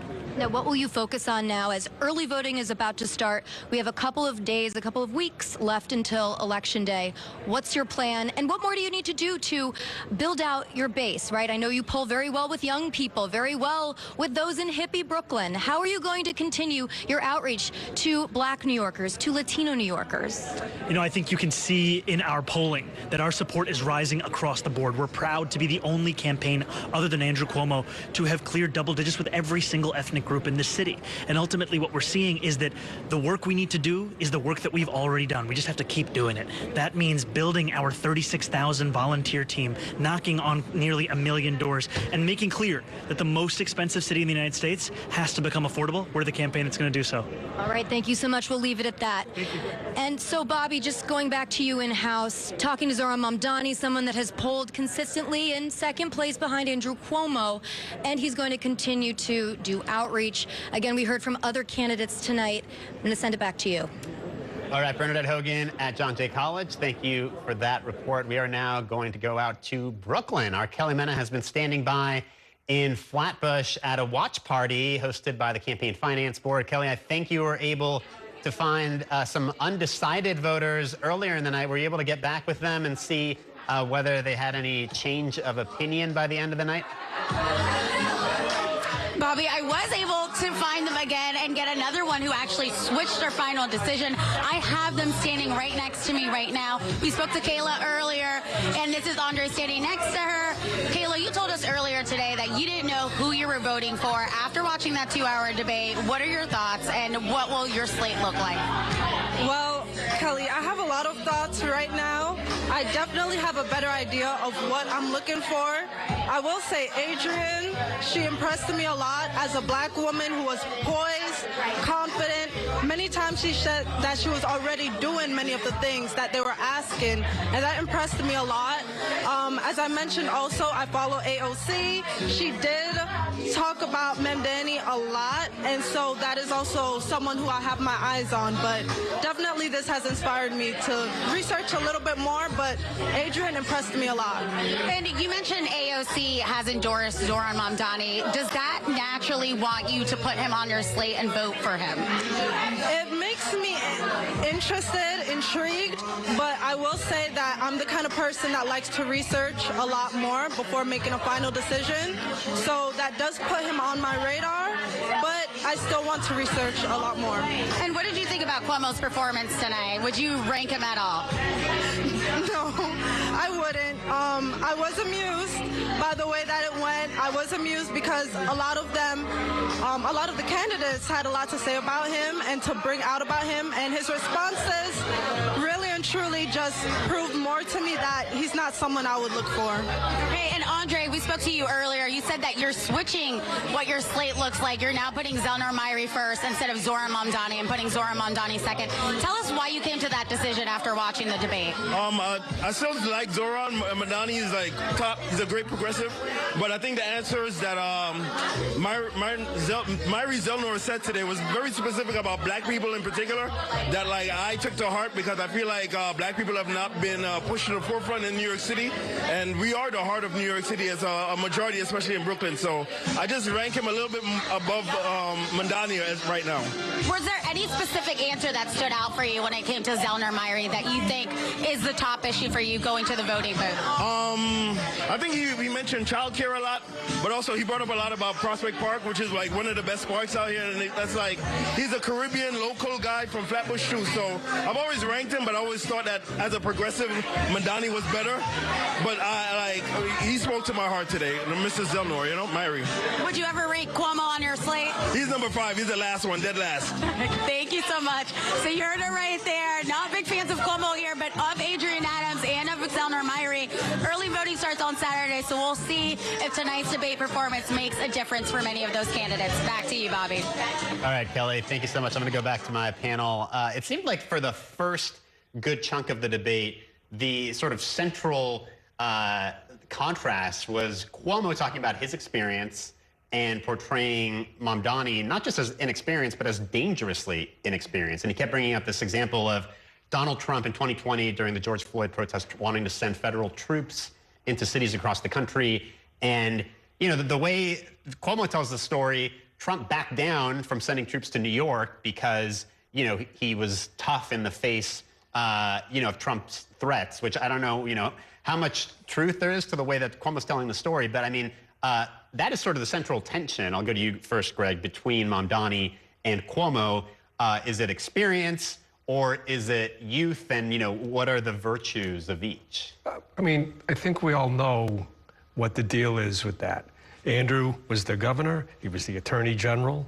He was the HUD secretary. So I don't see how anybody can say he doesn't have experience. Mamdani has very little experience. This is all true. But I don't even think that this is how people are going to vote, because I think it's more about personality. And the one thing that I got a huge kick out of was you have Mamdani going at Cuomo about he's got Trump billionaires giving him money, right? So what does Cuomo say about that? He immediately says, I have more unions than you do, or than anybody else does. And then he goes at him about DoorDash. That was a good one. So DoorDash, this is, you know, $1 million was given, which is by far the biggest donation in any of this, to Andrew Cuomo's Independent Expenditure Committee, which is supporting Andrew Cuomo. Cuomo doesn't have any direct, or is not supposed to have any direct connection to it. So DoorDash gives all this money, and Mamdani's take on that is that Cuomo's in DoorDash's pocket. And so what does he say when they start asking about the, you know, out of control e-bikes? He says, Cuomo says, we need to hold the apps responsible for the tickets and to have them license the drivers. So I think that what's happening here is that's just a pure class argument that they were trying to like go at each other, and it wasn't as simple as Mamdani wanted it to be. But Cuomo also has to explain to people why he got $1 million from DoorDash. So we're running short on time. I'm going to go around with the three of you and just get maybe tell me what moment from the debate you think is going to leave a lasting impression. Like, what was the most memorable moment that you think people are going to be talking about as we head into Election Day? I think there were some pretty spicy exchanges throughout, but, you know, I'm thinking, listening to Greg, about how Mamdani responded to that attack from Cuomo. You know, if Cuomo wants to play up his experience, then Mamdani's trying to characterize it as baggage, and then went on that list of, yeah, I never respond in disgrace.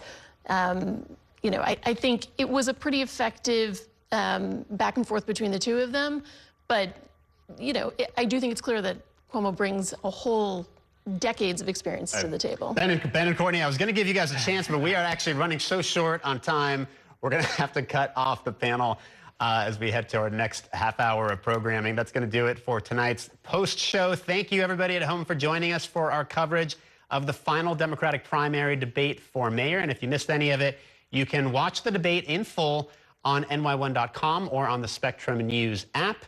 And of course, early voting kicks off on Saturday, just about 36 hours from now. It goes through to the following Sunday, June 22nd. and primary day itself is on June 24th. The New York One anchor Chris Welch is up next with more news. Have a good night, everybody.